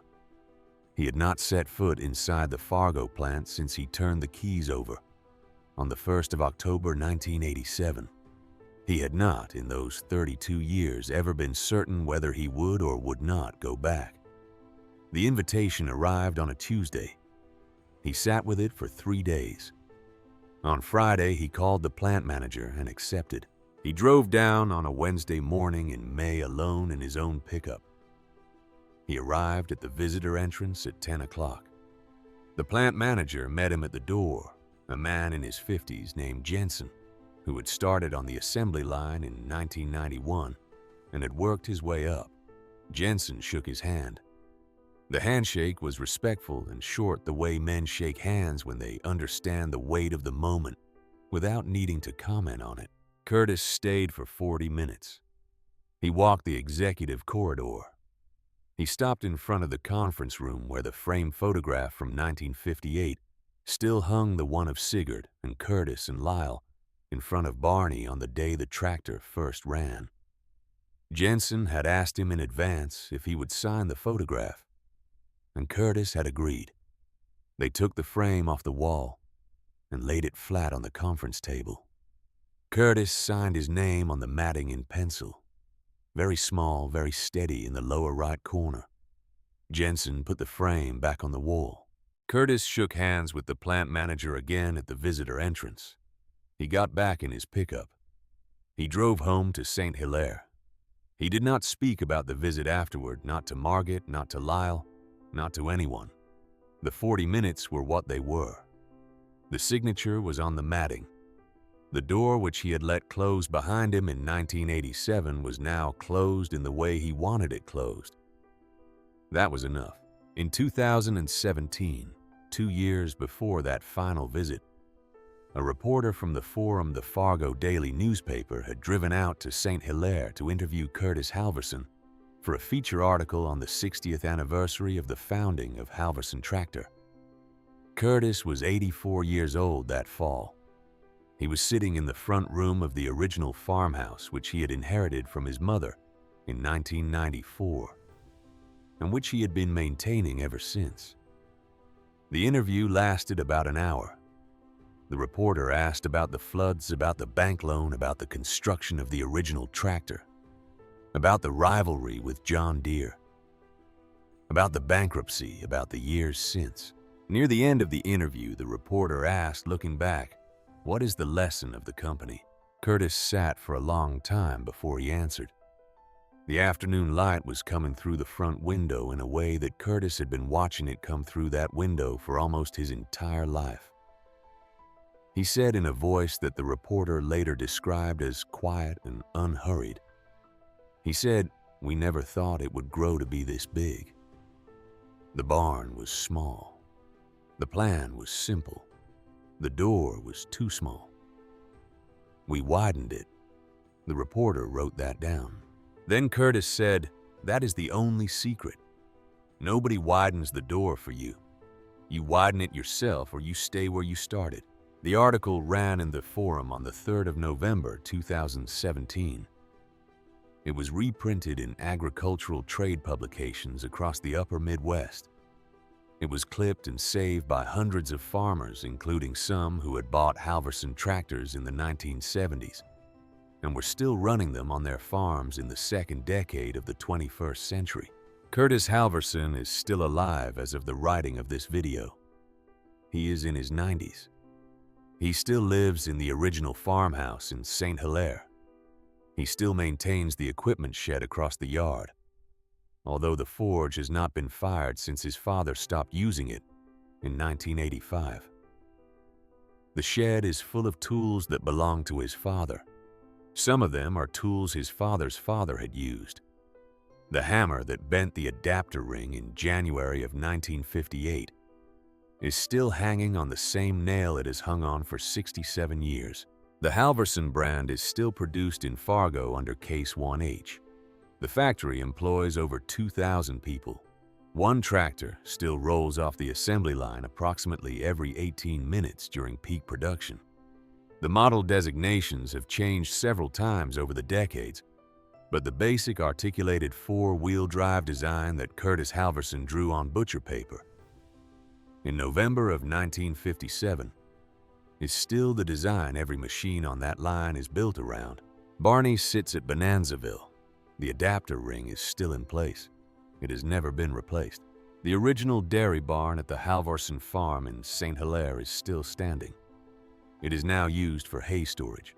The doorway that Sigurd Halvorsen cut wider with a crosscut saw in March of 1958 still has the original cuts visible in the framing. 67 years later, he never had the doorway repaired. He never had it trimmed out. The cuts are rough and they are uneven, and they are obviously the work of 3 men with handsaws on a cold afternoon. They are also still there. They have never been hidden. That is what I want you to take away from this story. The doorway. The doorway with the rough cuts in it. The doorway that nobody trimmed out, and nobody fixed, and nobody hid. The doorway that says plainly in the language of plain wood that somebody once needed to widen this, and they did. And they did not pretend afterward that the widening had been easy. Curtis Halvorsen learned the principle at 24 years old in a barn in northern Minnesota with $10,000 and 3 men and a Detroit diesel pulled out of an ore hauler. He spent the next 67 years of his life proving it in different rooms, in different decades, against different doors. The principle did not change. The principle never changes. Nobody widens the door for you. You widen it yourself, or you stay where you started. If this story was worth your time, a like helps more people find it. If you want more stories like this one, the ones built on real names and real farms and real iron, and the real doors that men have had to widen across the long history of this country, please subscribe. There are a lot more stories coming. Drop a comment and tell me where you are watching from. Tell me whether you have ever had to widen a door of your own, whether it was a barn door, or a job door, or a family door, or some other kind. Tell me whether you cut it yourself, or whether you waited for somebody to cut it for you. I read every comment. I do not always reply, but I read them. I take them seriously. And if you knew somebody who farmed in the upper Midwest in the 1950s or 60s or 70s, if your father or your uncle or your grandfather ever owned a Halvorsen tractor, or a Wagner or a Versatile or a Big Bud, or any of the 4-wheel drive machines that came out of that long, quiet revolution that started in a Minnesota barn in 1957, please tell me about them in the comments. Tell me their names. Tell me what fields they farmed. The history of this country is the history of men like that. Their names belong on the record. The barn was small. The plan was simple. The door was too small. They widened it. That is the whole story.